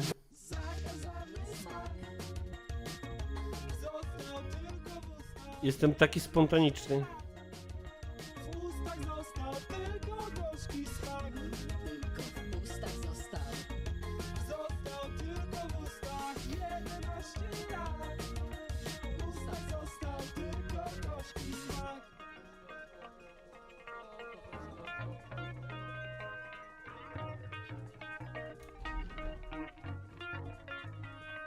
Ale to nadal nie jest to, co chciałem. To nadal nie jest to, co chciałem. W międzyczasie puszczę to, co Polański wysłał.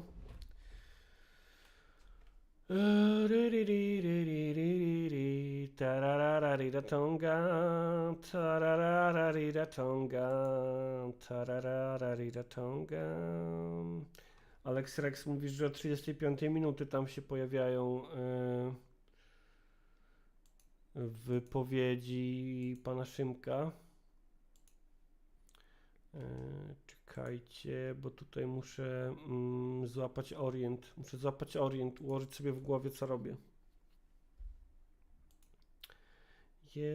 Nie, nie śpiewaj tego, Wojtek.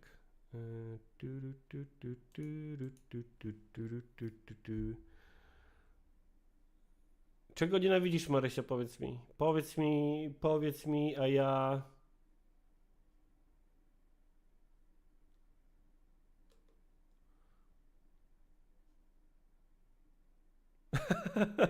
Społemiarz, wczoraj cię chwaliłem na przeklętym portalu X, jakie fajne muzyczki puszczasz, dzisiaj mam ochotę cię kancelować. Słuchaj, no, tak to się losy ludzkie plotą właśnie. Takie jest życie, takie jest życie.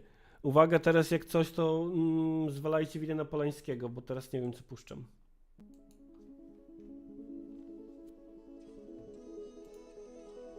O kurwa. Światowe Dni Młodzieży 2016.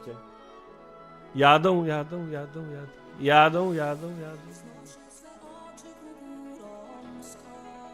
Przyjdzie mi pomoc od Pana wszak powiem on, miłosiernym jest. Fajne. Kiedy zbłądzimy, sam szuka nas, by w swe ramiona wziąć, rany uleczyć krwią swoich ran, nowe życie trwa. Drop!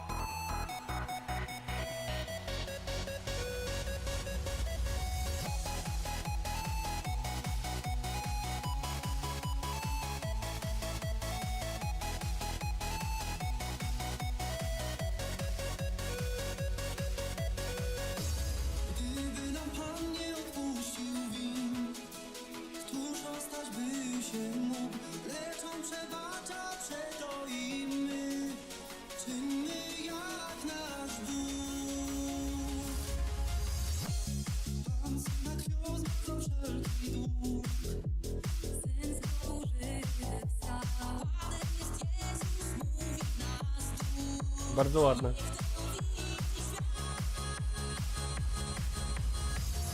By ten proces, skoro one...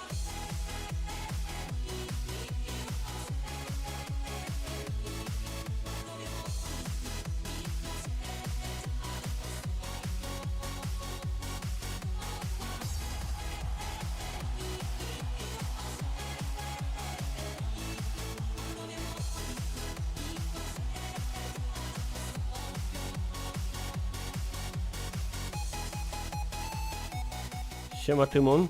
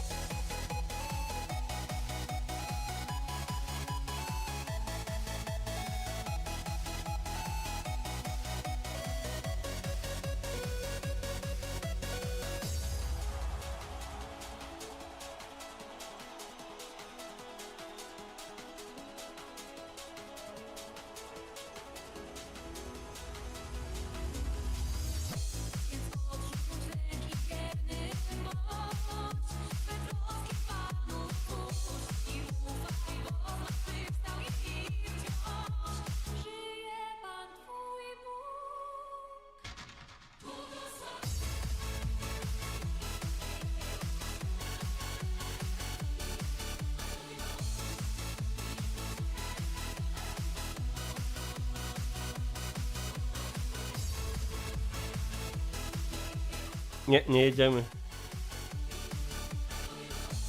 Przynajmniej na razie.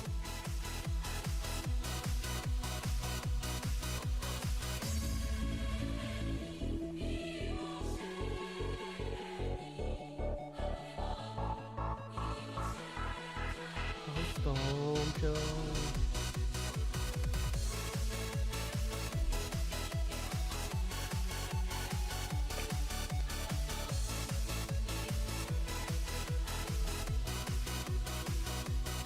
Blessed are the merciful. Bardzo ładne, bardzo ładne. Podoba mi się, będzie słuchany częściej. Najmniejsze tylko odsunięcie ich od koryta wywoła natychmiast wielki krzyk, że to jest zamach na Polskę, na całą tradycję, na chrześcijaństwo i tak dalej. I tak dalej. No ale widzimy, że chciałby być jedną nogą tu i tam, wszystkich ze sobą pogodzić, żeby milutko było. No, ale No chyba już od razu wiadomo o kim to. Chyba już wiadomo od razu o kim to. Jego wcześniejsze wypowiedzi wszyscy mu pamiętają. Coś w trawie piszczy pod tą fajną, miłą fasadą. Natomiast ja jestem zatroskany, jak tutaj oddzielić przyjaźnie umysł Szymona od religii. No bo on stale jest właściwie na tamtym świecie codziennie, spędza sporo czasu na modlitwach. Oczywiście nie byłyby to modlitwy państwowe, nie miały takiego charakteru, no ale ciągle, jeżeli ktoś tylko jest myślami właśnie tam, po drugiej stronie, na tamtym świecie, no to marnie to widzę. Posłuchajmy, jak wyglądają jego modlitwy, gdzie objaśnia różne ich techniki, bo są różne, tak, a na końcu na przykład modlitwa do statuetek. Dlaczego jest tak ważna też? Nadal używam modlitwy Jezusowej. Nadal centrum życia staram się, żeby była Eucharystia, ale odkrywam znowu modlitwę Pismem Świętym.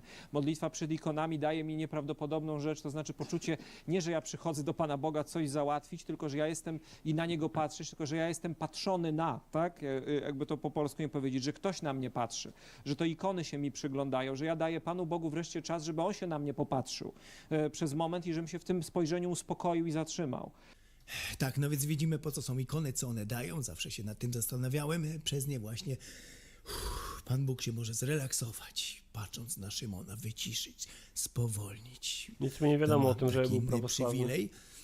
No więc widzicie, czemu ja się zaczynam troszczyć no to ma takie o ten hobby. Przyjazny rozdział Pana Boga od Szymona umysłu, co nie będzie takie proste, bo te telepatyczne rozmowy są prowadzone. Przypomina mi się kościół Jorszki w Dark Souls 3.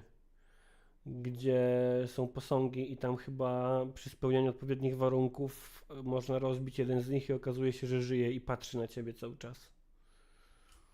Każdej minuty, każdego dnia. I w pewnym momencie łapiesz się na tym, że tak naprawdę jak idziesz i zajmujesz się różnymi sprawami, to sam się gdzieś w głowie, no, modlisz się cały czas. Pojawia się ta modlitwa nieustanna, cały czas rozmawiasz z nimi, nie tylko prosisz, nie tylko przepraszasz, ale przede wszystkim dziękujesz, przede wszystkim jesteś po prostu w związku, w relacji. No więc w tym momencie człowiek zaczyna się już troszeczkę zastanawiać, co jest bardziej szkodliwe dla umysłu prezydenta, no i w ogóle dla kraju, czy takie ceregiele oficjalne, msze święte odprawiane na pokaz, fałszywe, obłudne do granic możliwości, to przyjmowanie komunii, hostii, łapanie tej hostii, czy mniej oficjalne, ale bardzo głębokie i szczere relacje z Panem Bogiem każdej minuty. A czemu one takie muszą być właśnie? Tymon, bo to brzmi trochę dewiacyjnie. Ja nie wiem, ja nie mam nic, co oni sobie tam robią w domu, ale niech nie opowiadają o tym publicznie. Wyobraź sobie, że jest czerwiec, wychodzisz sobie na ulicę, jarasz se szluga, czy cokolwiek i nagle wychodzi na ciebie ta parada dewiantów. Dzieci sypią kwiatki, ksiądz maszeruje z jakimś złotym badziewiem.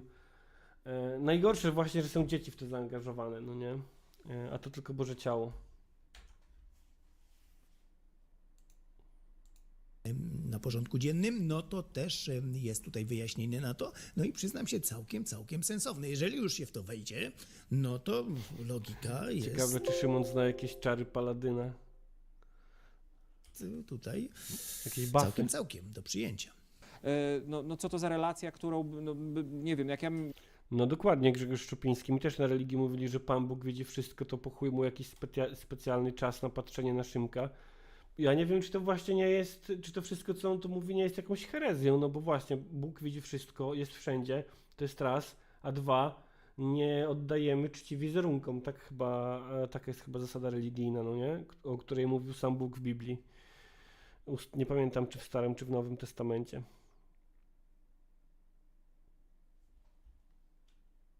Moją żonę odwiedzał raz na tydzień, to nie wiem, ile by to małżeństwo potrwało, tak? Cześć, Rafał Lenart. Jeżeli bym miał taki plan na budowanie, na rozwijanie tej całej sytuacji.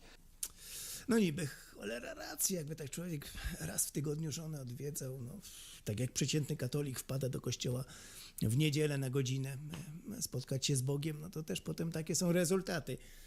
No, można by się tutaj zgodzić, a też jego rozmowy z Bogiem są naprawdę twarde, to nie jest takie, na przykład kiedy ma kaszankę w głowie, no, to mogłoby się przydać przed jakimiś ważnymi spotkaniami na szczycie prezydenckimi. Ja już tak rozważam pod tym kątem. Zobaczmy. Czy jeżeli ja idę i jestem rozproszony na modlitwie, to mówię, Panie Jezu, zobacz, co się dzieje, jaka jest kaszanka w mojej głowie w tej chwili. Zrób coś z tym.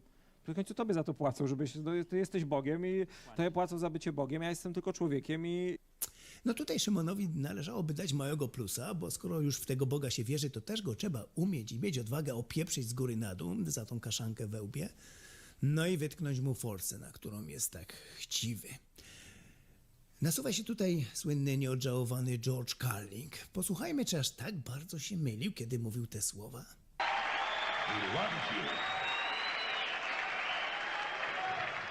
He loves you and he needs money.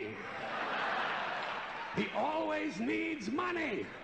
He's all powerful, all perfect, all knowing, and all wise. Somehow, just can't handle money. No, dokładnie trafił, czego mieliśmy przed chwileczką potwierdzenie z najlepszych możliwych fachowych ust. A co by się działo, gdyby Szymon się nie modlił bez przerwy? No, bez modlitwy by się udusił. Bo wszystko ostatecznie wiedzie do tego, żeby mieć bezpieczny, spokojny wstęp do Królestwa Niebieskiego. No i tam dopiero będzie odpoczynek. To wszystko, co robimy, modlitwa też, ma nam pomóc się, to są środki, które... No, Adi GTR Hołownia jest jak ten fajny młodzieżowy ksiądz w twojej szkole, najlepszy typ, jaki może być, no. Jeszcze brakuje, żeby na gitarze grał. Religijne, pielgrzymkowe piosenki pisane pod melodię znanych hiciorów.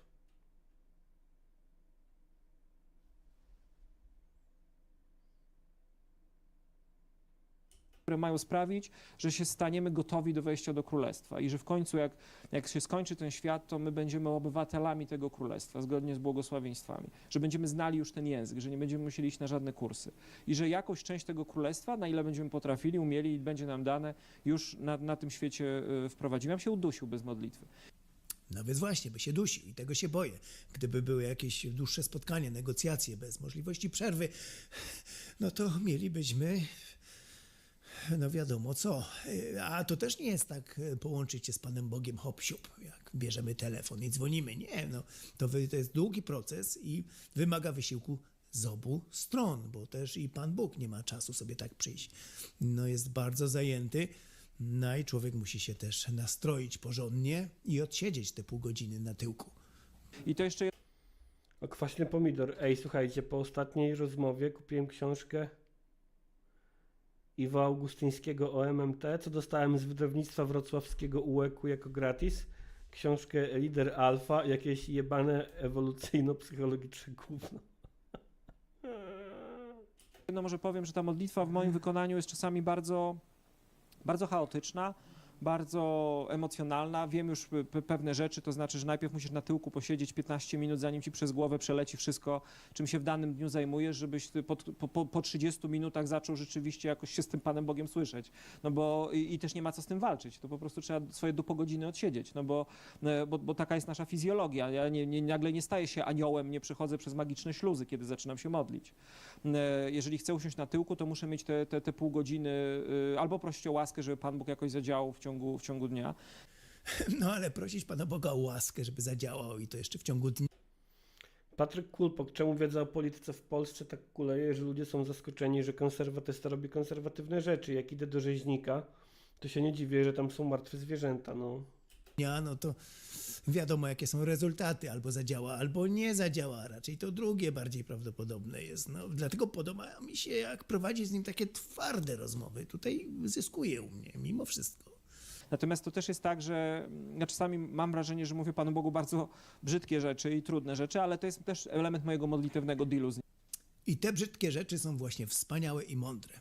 A szczególnie jedna z nich, najwspanialsza i najmądrzejsza, kiedy to Szymon dochodzi do rozumu i mówi do Boga.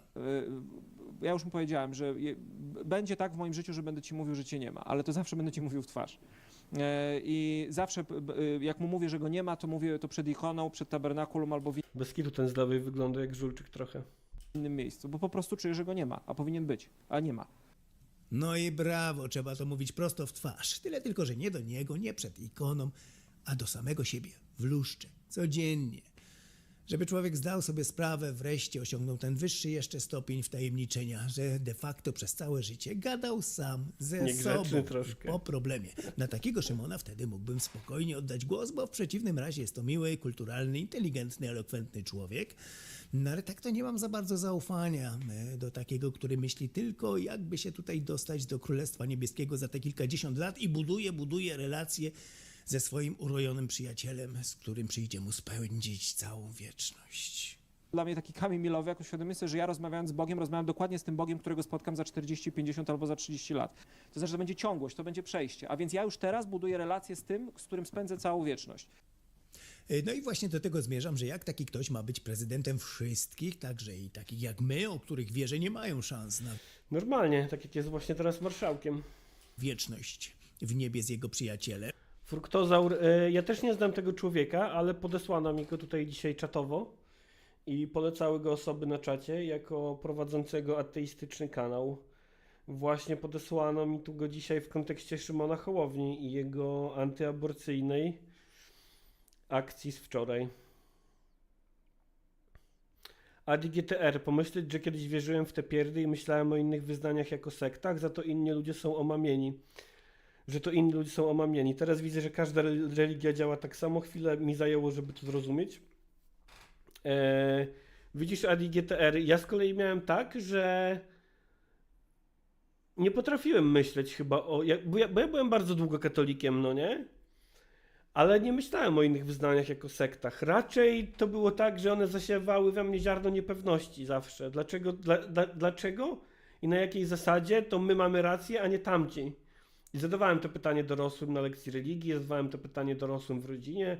Oczywiście ono było zawsze zbywane, no nie, w jakiś sposób. Anarchidusza pyta, czy to jakiś Gimbo Ateusz.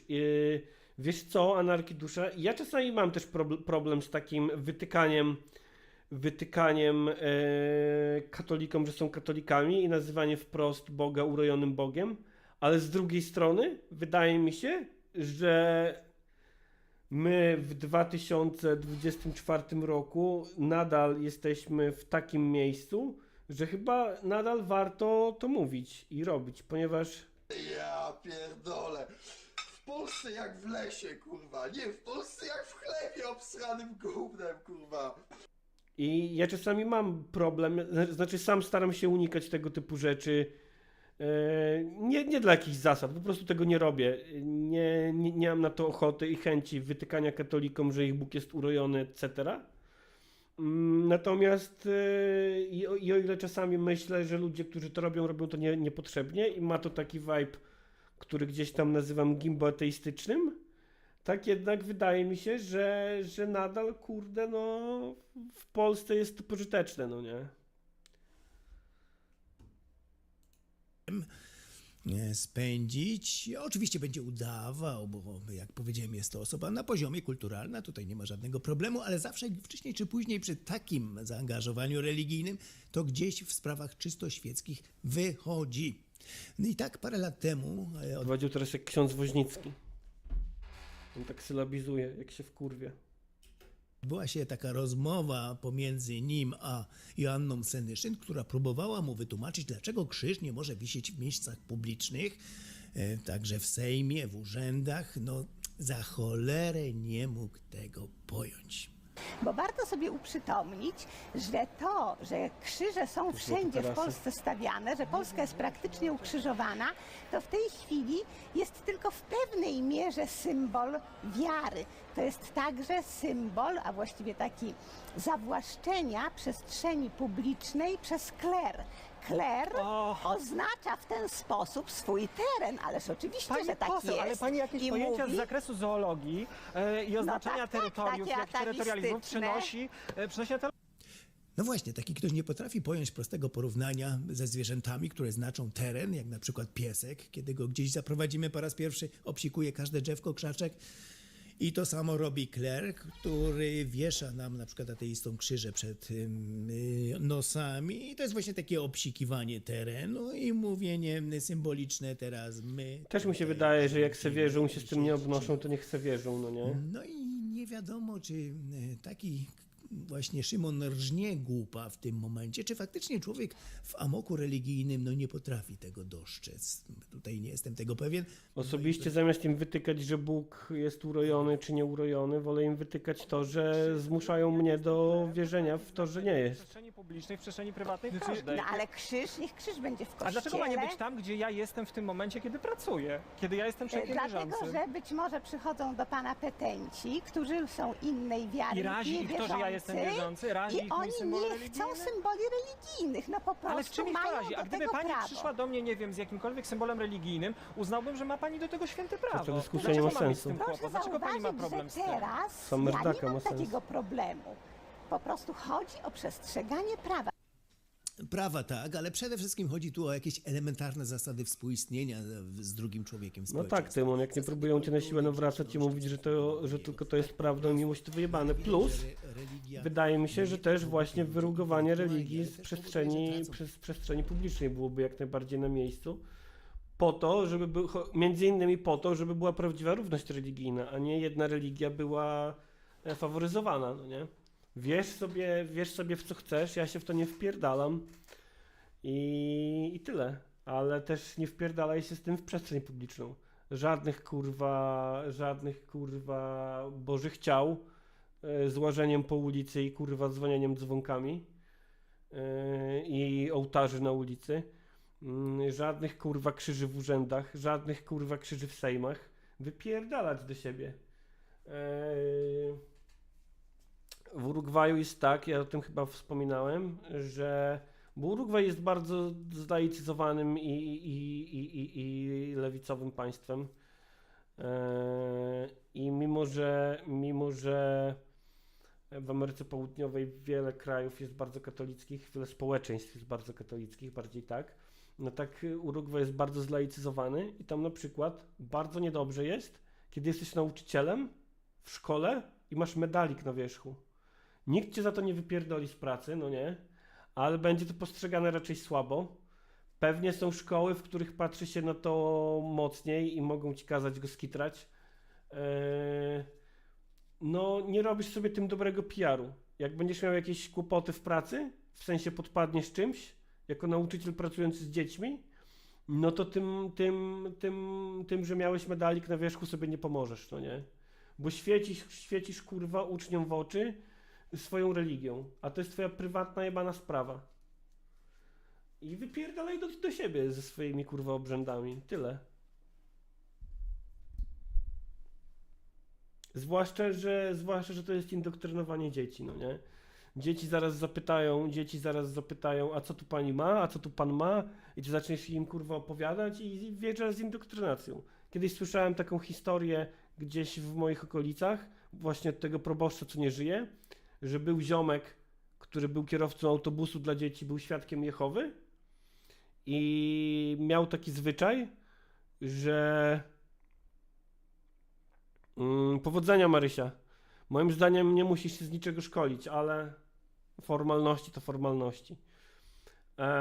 I ten świadek Jehowy był kierowcą autobusu szkolnego i historia była o tym, że chłop lubił zatrzymać się w szczerym polu z tymi dziećmi i robić im kazania. No i został wyjebany z tej roboty, no ale słuchajcie, no my robimy to samo, no nie? My robimy to samo za państwowe pieniądze. Wypierdalać, kurwa, wypierdalać. Żadnego zatrzymywania autobusu, żadnego państwowego uczenia dzieci, kurwa, że Jezus zmartwychwstał, a Maryja była zawsze dziewica. Nara, elo, pa.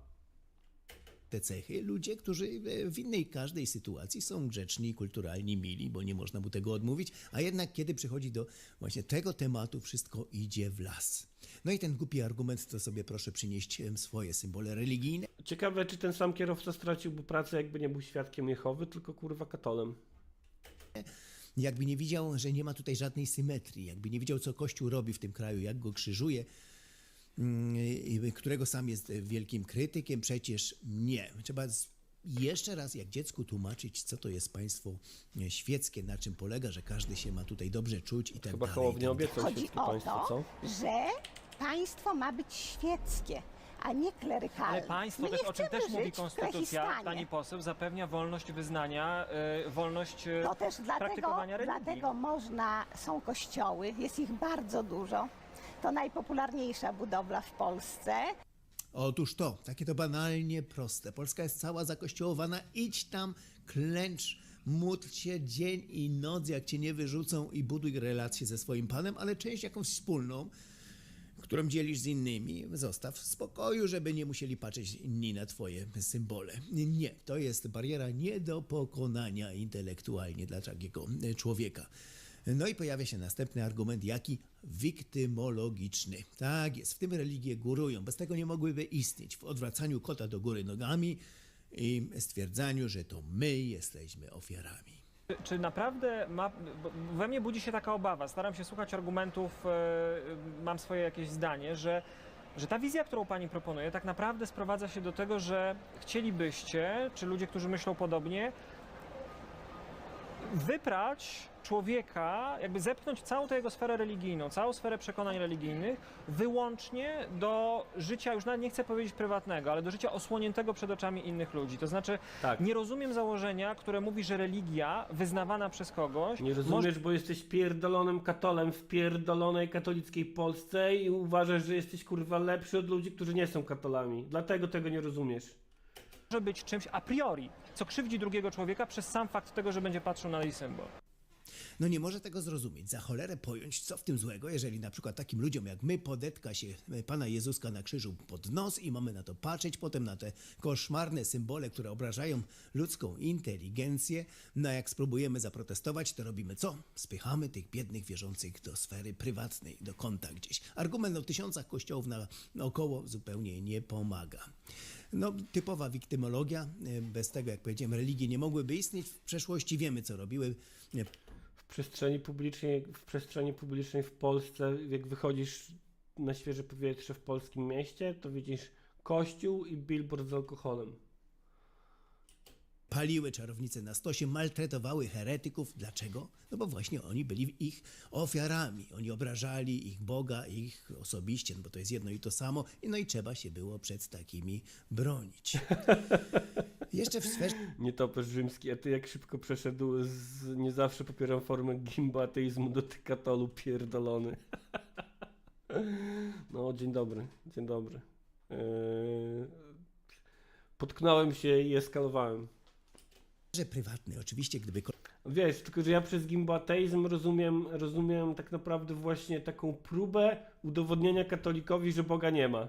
Jakby to nie ma sensu. A wypierdalanie krzyży z przestrzeni publicznej nie uważam za gimboateizm, uważam za żądanie świeckiego państwa. Kolega z pracy mnie poprosił, czy w tym biurze może być krzyż, no bo to mu pomaga potem w zbawieniu, osiągnąć wieczność i tak dalej. Oczywiście człowiek nie jest taką świnią, chamem, żeby nie pozwolił, no ale przecież trzeba odróżnić sytuację krzyża w Sejmie i to jeszcze jak powieszonego. On o tym wie, ale zupełnie to nie pomaga. Trzeba jeszcze raz przypomnieć. I dlatego ja przecież z nikim nie walczę, niczego na siłę nie zdejmuję. To przeciwnie, w Sejmie krzyż został pod osłoną nocy. Nie topesz. Ja uważam, że dyskusja o tym, czy Bóg istnieje, czy nie istnieje, nie ma sensu. Myślę, że właśnie w tym się zawiera gimboateizm, no nie? Próba wyjaśnienia katolikowi, że Boga nie ma i uważanie się za lepszego, ponieważ jesteście ateistą. Ja tak nie uważam. Nie uważam się za lepszego, bo jestem ateistą. Ja chcę po prostu, żeby wypierdalali z przestrzeni publicznej. Świeckiej. Chcę świeckiego państwa, tyle. Przypominam, mamy 2024 rok. Ćwierćwiecze mija zaraz XXI wieku. A wiesz, dyskusja o tym, czy Boga nie ma i proszenie o dowodne istnienie Boga, jakby nie zrobisz z katolika ateisty, no nie? Musi sam się zrobić, albo się nie zrobi. Cichcem zawieszony w tajemnicy, dlatego że to było złamanie prawa, bo gdyby to było zgodne z prawem, to marszałek Sejmu z prymasem w uroczystej procesji by przyszli do Sejmu, zawiesili krzyż i go poświęcili. A to się stało nocą. Poseł, który zawieszał ten krzyż, spadł z drabiny. Wiecie, no jak ja chciałem z moją mamą rozmawiać o katolicyzmie, to nie rozmawiałem z nią o tym, że Boga nie ma. Rozmawiałem z nią o tym, że tu masz kolejne dowody, że Jan Paweł II wiedział o pedofilii. I kupiłem jej na urodziny książkę Bielmo. A następnie nigdy już nie został wybrany do Sejmu. Nie doczytywałbym się w tym znaków bożych. Joanna Alabaster, ale dyskusja na temat religii i obalanie argumentów proteistycznych działa. Wielu ludzi oglądając takie debaty i słuchając argumentów ateistów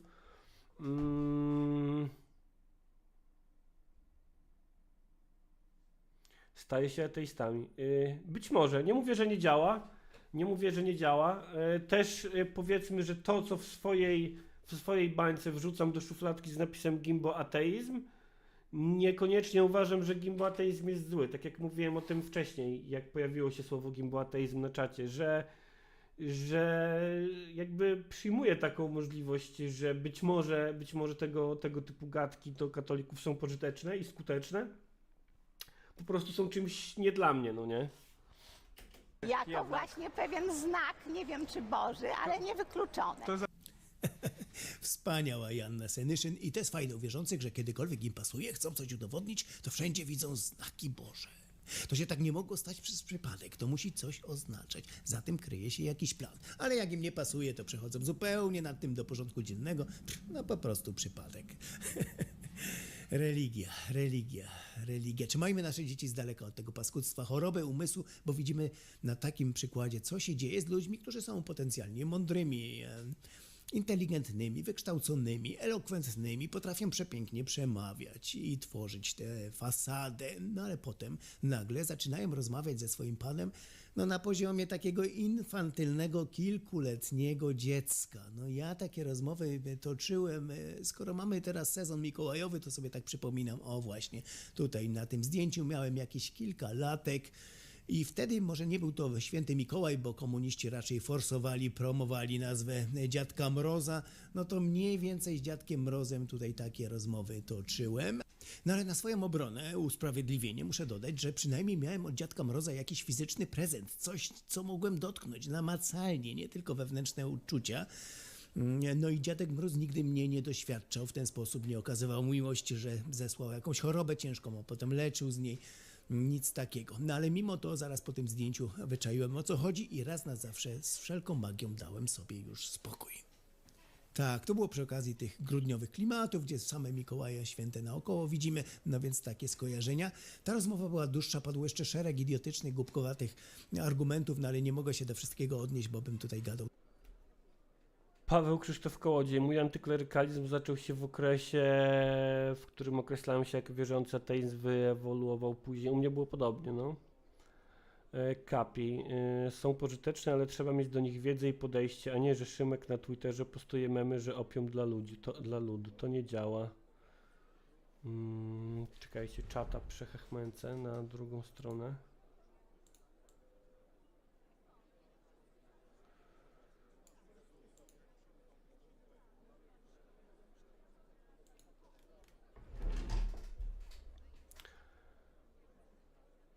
Szmat czasu. No właśnie takie mówienie, że choroba umysłu to już nieładnie, po co, to zgadzam się.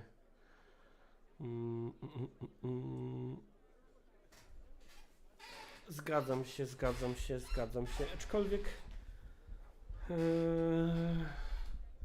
jeśli choroba umysłu, to taka społeczna choroba umysłu, tocząca społeczeństwa, no nie? Dawać Pawłowską. Pawłowska. Mam nadzieję, że posadzili ją na miejscu Kamińskiego.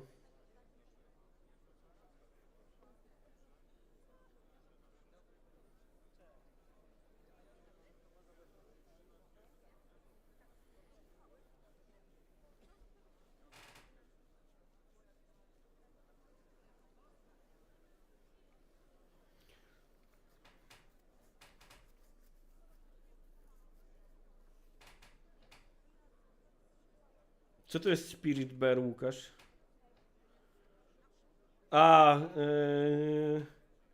Czy jest grany Red Dead Online?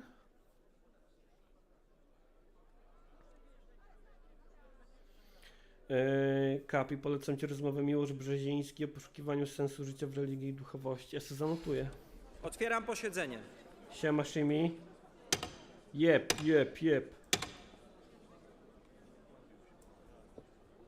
Na sekretarzy dzisiejszych obrad powołuję posłów Krzysztofa Cieciurę, Adriana Witczaka, Pawła Bliźniuka i Bartłomieja Dorywalskiego. W pierwszej części obrad sekretarzami będą posłowie Krzysztof Cieciura i Adrian Witczak. Protokół i listę mówców prowadzić będą posłowie Krzysztof Cieciura i Paweł Bliźniuk.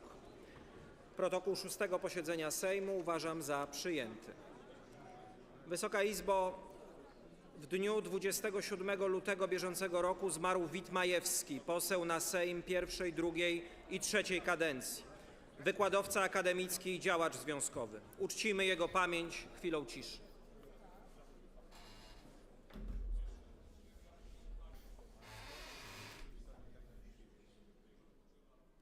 Dawać Moniczkę w komentarzach. Dobrze. Dziękuję bardzo. Czemu PiS nie przyszedł? PiS nie Wysoka przyszedł, Izbo, bo informuję, że w związku z oprotestowuje wygaśnięciem Pawłowską? mandatu pana posła Mariusza Kamińskiego na podstawie artykułu 251 paragraf 5 Kodeksu Wyborczego postanowiłem o wstąpieniu na jego miejsce pani poseł Moniki Pawłowskiej, która zgłosiła się do ślubowania poselskiego. I dlatego Proszę pisowcy panią poseł bojkotują. Monikę Pawłowską o zbliżenie się do stołu prezydialnego. Panie i panów posłów proszę o powstanie. Czy pisowcy będą teraz mówili, że po prostu nie ma Sejmu i chuj?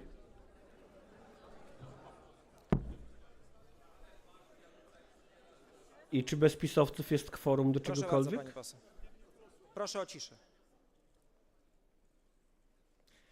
Obecnie odczytam rotę ślubowania. Uroczyście ślubuję rzetelnie i sumiennie wykonywać obowiązki wobec narodu, strzec suwerenności i interesów państwa, czynić wszystko dla pomyślności ojczyzny i dobra obywateli, przestrzegać konstytucji i innych praw Rzeczypospolitej Polskiej. Pani poseł Monika Pawłowska. Dziękuję bardzo. Stwierdzam, że pani poseł Monika Pawłowska złożyła ślubowanie poselskie. No tak, mówią, że nie ma Sejmu od wywalenia Kamińskiego i Wąsika, ale teraz nie ma jeszcze bardziej. Ewa się śmieje, że chłop mówi proszę panią Pawłowską o zbliżenie. Kiedyś byłem świadkiem sytuacji, jak mój kolega stał za barem i przyszła typiara i zapytała zupełnie nie wiedząc co mówi i nie zauważyła tego chyba do samego końca. Przepraszam, czy mogę zapłacić zbliżeniem? W związku z tym po uzyskaniu jednolitej opinii Konwentu Seniorów podjąłem decyzję o uzupełnieniu porządku dziennego o punkt obejmujący to głosowanie. Na 6. posiedzeniu Sejm nie zakończył także rozpatrywania informacji dla Sejmu Chyba i wszystko Senatu na dzisiaj, Rzeczpospolitej Polskiej o udziale Rzeczpospolitej Polskiej w pracach Unii Europejskiej w okresie lipiec-grudzień 2023 roku. No tak, ja wiem, że nie musi być kworum na ślubowanie, ale pytam na przyszłość, jeśli będą bojkotować Sejm już do końca, to czy będzie kworum do głosowań? Podjąłem decyzję o uzupełnieniu porządku dziennego o punkt obejmujący kontynuację rozpatrywania tej informacji wraz z projektem uchwały.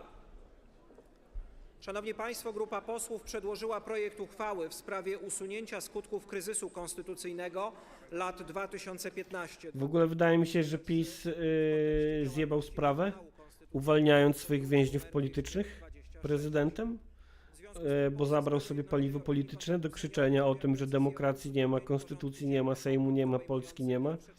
Już wszyscy o tym zapomnieli, no nie? Proponuję, aby w tym przypadku Sejm wyraził zgodę na skrócenie terminu, o którym mowa w artykule 37 ustęp 4 regulaminu Sejmu.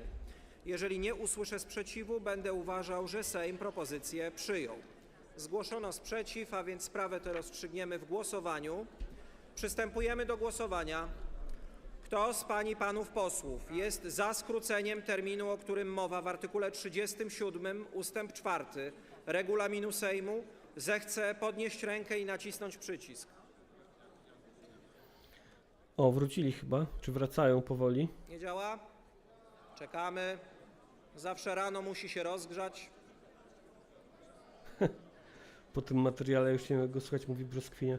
Czy ma być coś ciekawego jeszcze w Sejmie dzisiaj? Bo chyba będziemy kończyć powoli, no nie? Sejmy, srejmy. Kto jest przeciw? Czekam.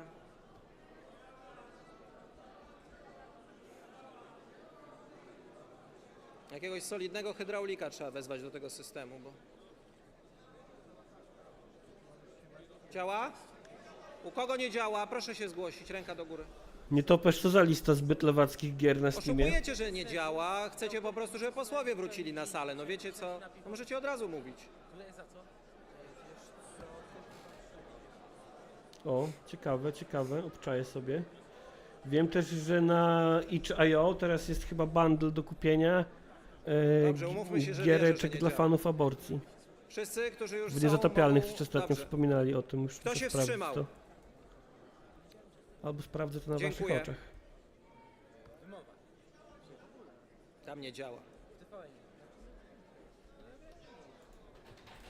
Głosowało 410 posłów, za 233, przeciw 176, wstrzymał się 1. Stwierdzam, że Sejm propozycję przyjął. Proszę kolejkę. Nie wiedział o co chodzi. Państwo kolejkowicze, proszę. Nie wiedział Rada właśnie, o co Ministrów chodzi. przedłożyła projekt ustawy o zmianie ustawy Kodeks Cywilny oraz ustawy o kredycie konsumenckim, druk nr 227. W związku z tym, po uzyskaniu jednolitej opinii Konwentu Seniorów, podjąłem decyzję o uzupełnieniu porządku dziennego o punkt obejmujący pierwsze czytanie tego projektu. Proponuję, aby w tym przypadku Sejm wyraził zgodę na skrócenie terminu, o którym mowa w artykule 37 ust. 4 regulaminu Sejmu. Jeżeli nie usłyszę sprzeciwu, będę uważał, że Sejm propozycję przyjął. Sprzeciwu nie słyszę. Drodzy Państwo, Komisja Infrastruktury przedłożyła sprawozdanie o poselskim projekcie ustawy o zmianie ustawy Prawo pocztowe oraz ustawy o zmianie ustawy Prawo pocztowe, druk nr 225. W związku z tym, po uzyskaniu jednolitej opinii Konwentu Seniorów, podjąłem decyzję o uzupełnieniu porządku dziennego. Pawłowska w koło byłaby spoko. Myślę, że może 2 lata. Proponuję, aby w tym przypadku Sejm wyraził zgodę na skrócenie terminu, o którym mowa w artykule 44. Ale ja myślę, że kukizowcy Jeżeli najpierw. nie usłyszę sprzeciwu, będę uważał, że Sejm propozycję przyjął. Sprzeciwu nie słyszę. Wysoka Izbo, Prezydium Sejmu proponuje, Dobrze, aby kochani. Sejm wysłuchał 10-minutowych oświadczeń w imieniu klubów i 5-minutowych Kończymy oświadczeń ten w imieniu bajzel na koła dzisiaj. w dyskusjach nad projektem. Fajnie, że byliście. Bardzo mi miło. Cieszę się. No Pawłowska, Pankrok Polska to by się odnalazła wszędzie, no nie? To jest właśnie, na tym polega zdolność koalicyjna posłanki Pawłowskiej. Cześć Siper. No musisz sobie obejrzeć od początku. Polecam. Trochę muzyki, trochę Hołowni, trochę aborcji. Trochę wyborczej. Muzyczka na koniec Misza Miszka. Dobrze, ale muszę puścić wam coś sprawdzonego, żeby znowu nie było przypału jak z tym Damianu CZ. Albo nie. Albo puszczę wam jeszcze jedną piosenkę, którą lubiłem wtedy, kiedy puszczałem Damianu CZ-a. I to jest ta Soria Moria. To jest chyba ta piosenka, o którą mi chodziło.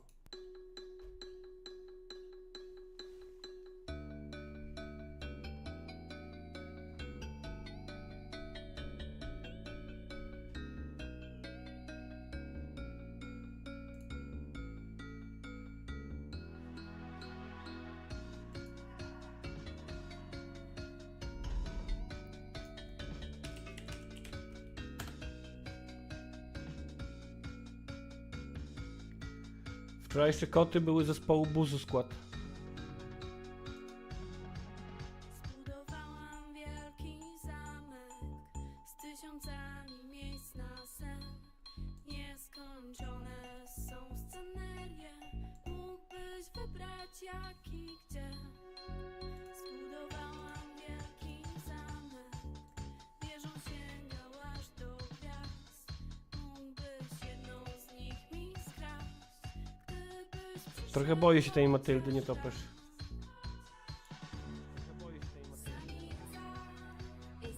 To nie jest ta piosenka. Srał to pies.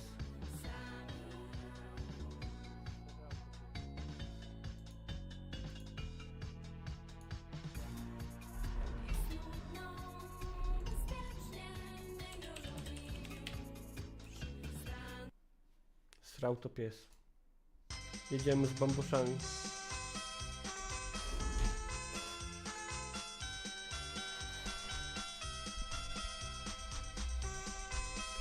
W komentarzu napiszcie Szymek. Wczoraj na spacerze czułem jak mnie bierze, pomyślałem czemu nie.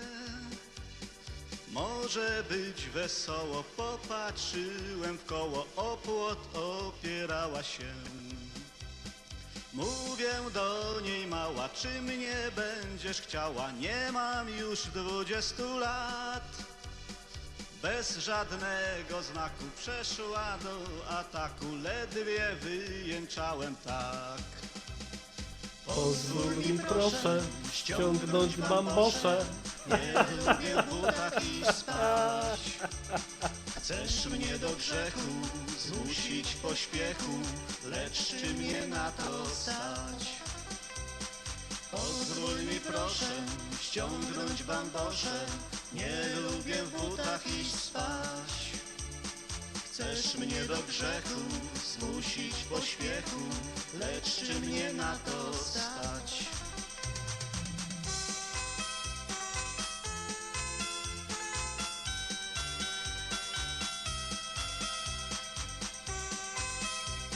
Pamiętajcie o łapkach w górę pod streamem, jeśli chcecie więcej dobrej muzyki.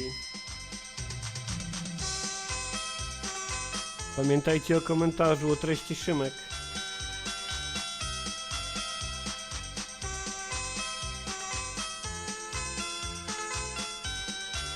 Pamiętajcie o tym, że możecie wspierać opiniotwórczy program o charakterze egalitarno-muzycznym. Szedłem przez wieś boso, nawet nie dostrzegłem, że Zarówno na YouTubie. jakiś przedmiot leżał, nadepnąłem jeża, obudziłem całą wieś.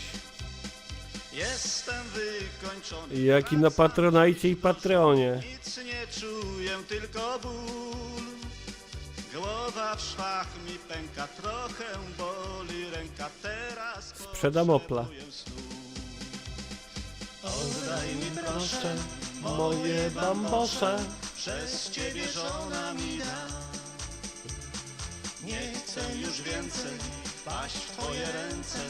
Żegnaj na zawsze, bye bye. Bye bye. Oddaj mi proszę moje bambosze. Przez ciebie żona mi da. Nie chcę już więcej paść w twoje ręce. Żegnaj na zawsze, bye bye. Bye bye.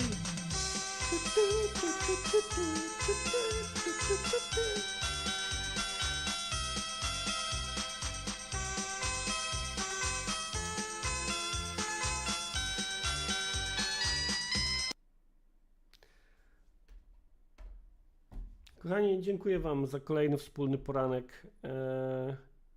Jest środa. Naprawdę świeci piękne słońce u mnie. Idę to wykorzystać, bo muszę dzisiaj porobić trochę rzeczy, ale zanim porobię te rzeczy, to chyba po prostu skorzystam ze słońca, a potem zrobię te rzeczy już poza słońcem i bardziej w domu. Co znaczy, że znowu położę się późno, a co z kolei znaczy, że znowu jutro będę zaspany. Także co? No także gówno, moi drodzy, no co mam wam powiedzieć, no gówno.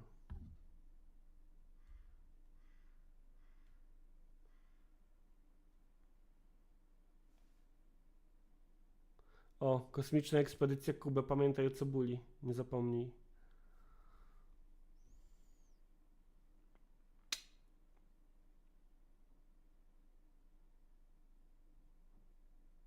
O, dziękuję, Gosia.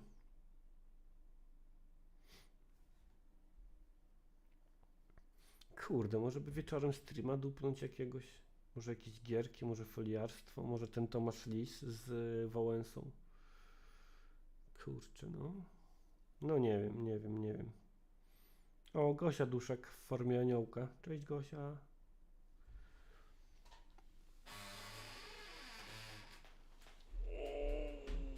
O kurwa, on by się wyjebał. A może nie? Może się nie da? Da się, czy nie?